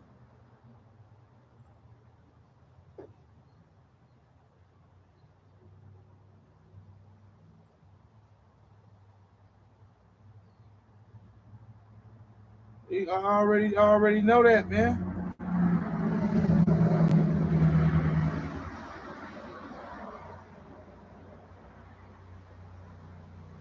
You know what I'm saying? In other news, Rick Ross fucked around and found out last night. You know what I'm saying? He was trying to call Drake white boy. You know what I'm saying? And ended up getting beat up by some white boys. You know what I'm saying? Because my whole thing with that is like, I fuck with Drake, I fuck with Kendrick. You know what I'm saying? I was a little bit more team Drake in the battle, but you know what I mean? I rock with Kendrick too. I'm a fan of Kendrick too. But Ross jumping in there and incorporating himself in there, I never liked that. You know what I'm saying? So I'm glad to see, you know, because it's like you put yourself in something you ain't had to put yourself in. That ain't got nothing to do with you. All the hits Drake gave you, and that's what you want. You know what I'm saying? But yeah, yeah, LeBum. You know, I'm finna. The Lakers is a joke, an absolute joke. Rob Pelinka, joke. Jeannie Buss, joke. LeBron James, super joke. Bronny James, super joke Jr. Uh, Anthony Davis, cripple joke. Uh, JJ Redick, joke Redick. Yeah, yeah, that's what JJ stand for. Joke Redick. You know what I'm saying? So yeah, I'm fit to do a live on that one. You know what I mean? Just give me about an hour. You know what I'm saying? Probably not even that. You know what I'm saying? I'm finna go set it up right now, but I'm finna go to my car. And I'm finna do it in my car. You feel me?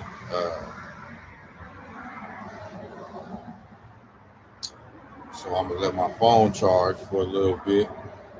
You know what I mean? And then I'm gonna go and get that one ready.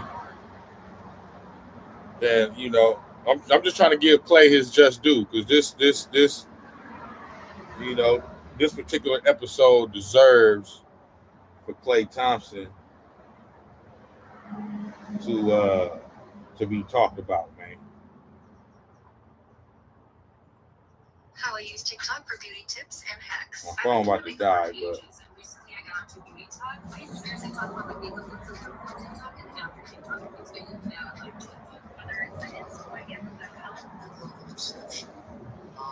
Look, he is the man. Super chatting. He or Waters replace Klay. We'll have to see. Shot. And then we're down on defense for half a second, Scotty. Do they cause his foul? let me see. It helps us in a better situation, and then that Melton signing, that's to replace CP3 off the bench. I still think there are moves coming up. I still think we can't just But on the flip side, like it makes sense. Like he wasn't a cancer in the locker room, like you guys were, just saying a few minutes ago that he wasn't. But it definitely wasn't good for the team. I think it helped that he's in a better situation. And Luke and San Lorenzo. Hey, Luke, how you doing, man? How you feeling? Hey, signing guru. I'm feeling a little reminiscent. I think it, unfortunately, while I think the deal makes sense, I was in the building when Klay tore his ACL against the Raptors. And he, like you said, he comes back out, he shoots the free throws, and when you're in the building, you feel like he's going to retire a Warrior. And it just kind of hurts to see him leave. But on the flip side, like, it makes sense. Like, he wasn't a cancer in the locker room, like you guys were, just saying a few minutes ago. No, absolutely no. Actually, it doesn't make sense. It makes absolutely no sense at all. So, if all the other shit you said was cool, but that last part you was wrong, brother. It don't make no damn sense that Klay Thompson ain't on the team no more. It wasn't good for the team. Oh, I got you. I think it helps that he's in a better situation, and that Melton signing, that's to replace CP3 off the bench. I still think there are moves coming up. I still think we still can't judge the offseason until all the sign and trades are done, all the moves are done. If the Warriors trade for Markkanen and Markkanen starting or someone else, and Melton's off the bench playing defense instead of Chris Paul, I still think there's moves to be done. So while it does hurt to see Klay go, I think it makes sense. Thanks, Luke. I appreciate the call. They're not done.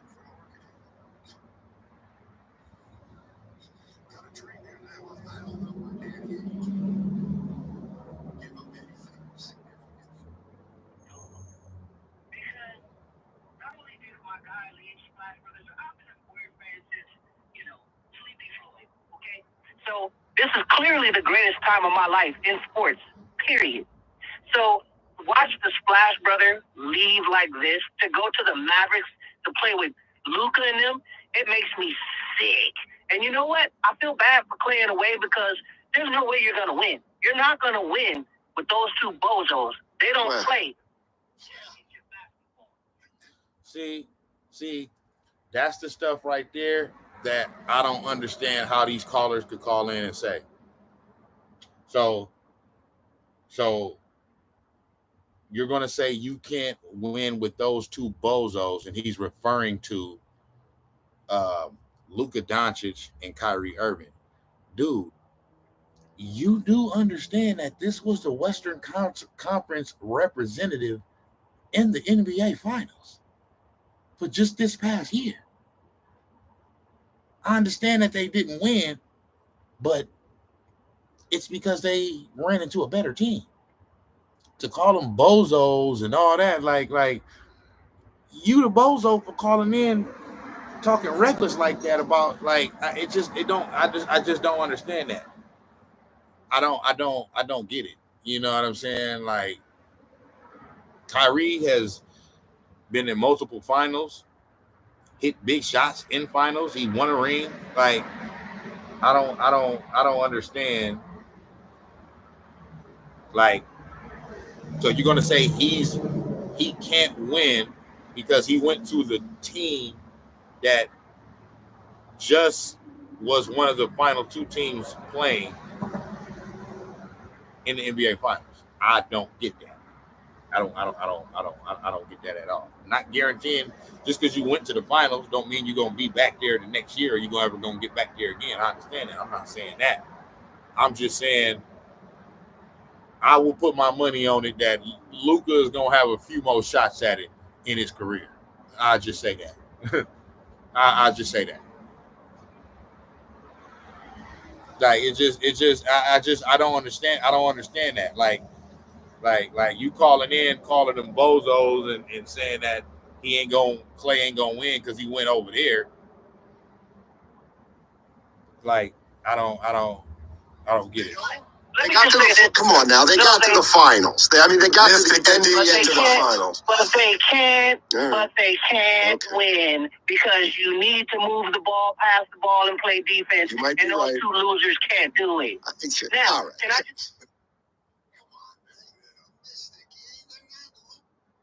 And this is the first time I'm one of the few times where I'm actually agreeing with something that Steinmetz is saying. Like, come on, dude. Like, what are you talking about, bro? Like, and they can't, like, bro, like, it kills me, bro, that people act like just because somebody lost in a championship game or even if they lost a few times. Like, for example, just because the 49ers have lost 2 Super Bowls in this Kyle Shanahan era, that doesn't mean that they're not going to win one.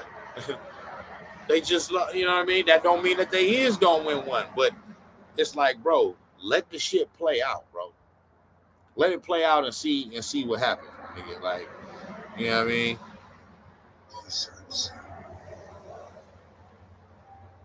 Did you sign up for Like, this guy doesn't, like, these fans don't understand how much of idiots they sound like. If you're going to call in talking like that, I don't got a problem with you calling in talking like that. But know what the fuck you talking about at least. You know what I mean? You just a fan that just, for whatever reason, I can tell you don't like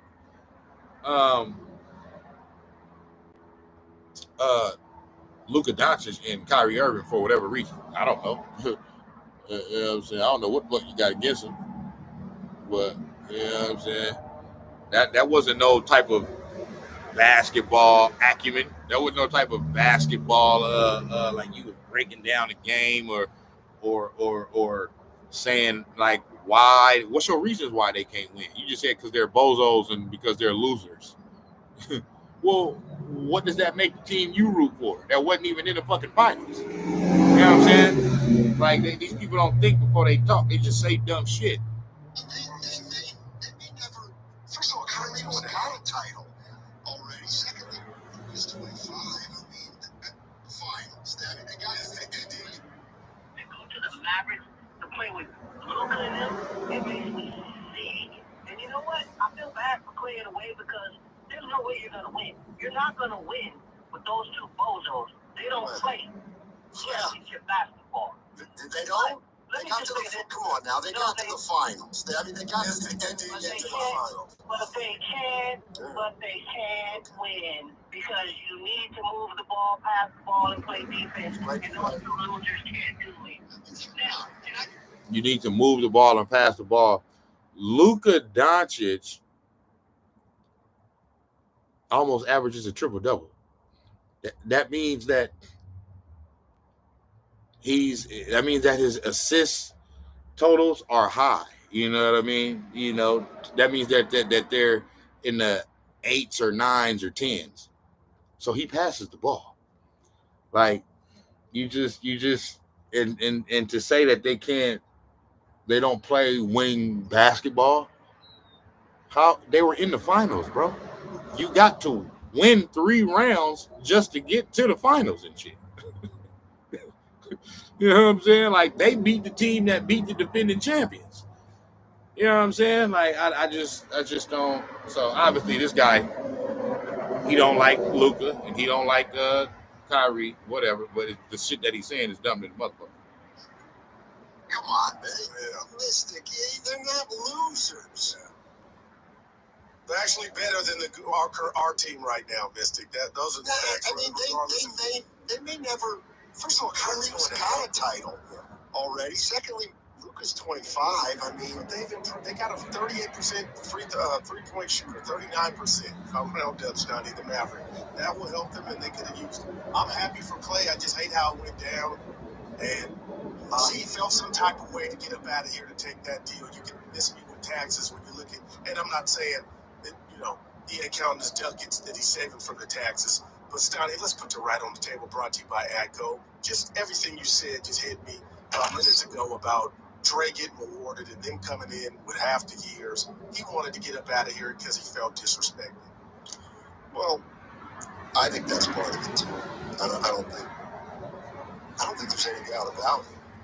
The other thing is now looking at it now, I don't think there was any way Klay was gonna leave on good terms. What would Klay leaving? I don't even think there's a scenario. Yeah, Orlando, our team. It's not the Warriors' fault. See, now this is when they start going off on a tangent and talking about a whole bunch of shit that don't even make sense. Talking about a whole bunch of shit that don't matter about that. You know what I'm saying? But yeah, man. You know, it is what it is, man.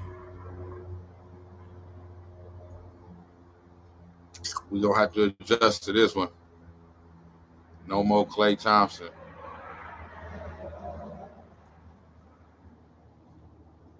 You know what I'm saying? And it is what it is, man. The boy is no longer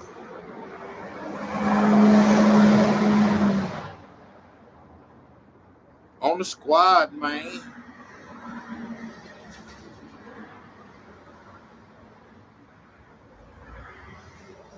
You got to be better with the player you're getting there, with what you're giving now. What I heard about our marketing was it was just a boatload of picks. So you better win. If you don't win, you don't have any way to replenish those picks. Now, there's always ways to do that, but still, that's a lot of picks. I'm thinking a boatload means at least 5. That's a lot. Now I go over here to KNBR. They got a little bit more sense. One of those players, I think that's one of the reasons they signed Poole. That's one of those reasons they signed D'Angelo Russell. Is you sign guys in these big contracts so you can move them, so you can trade them for other players that make that much money. Like you have to have those to do it. Exactly. So, and they signed Poole to that and couldn't really get much for him. Like that's why they ended up getting Paul. And with Russell, it worked out well because you got Wiggins and a pick, which ended up being man. That was a hell of a deal because I think we all knew what they got. I'm maxed out. I'm maxed out on this live right here, man. He's not gonna fit with Snap. Well, it was it opens up a salary slot. I'm maxed out on this one. You know what I'm saying? But 20 million, whatever it was at the time. I'm finna get ready to do this LeBron James, Bronny James. That the T-Wolves coveted Russell. You know what I'm saying? Live. And they knew that. So like, hey, if we get him, and get ready to talk a whole bunch of big shit about them in the Lakers. Yeah. It's going to be the shit talking Jada on this next one. Yeah, so, but Klay deserves all my respect. So if there's anything that I think about that I want to say about Klay, I might do a part 2 to this. You know what I mean? But yeah. Snax on Sportz, man. I'll be back with another one. Give me about an hour. You feel me? I'm finna get on some Laker helmets, man. You did.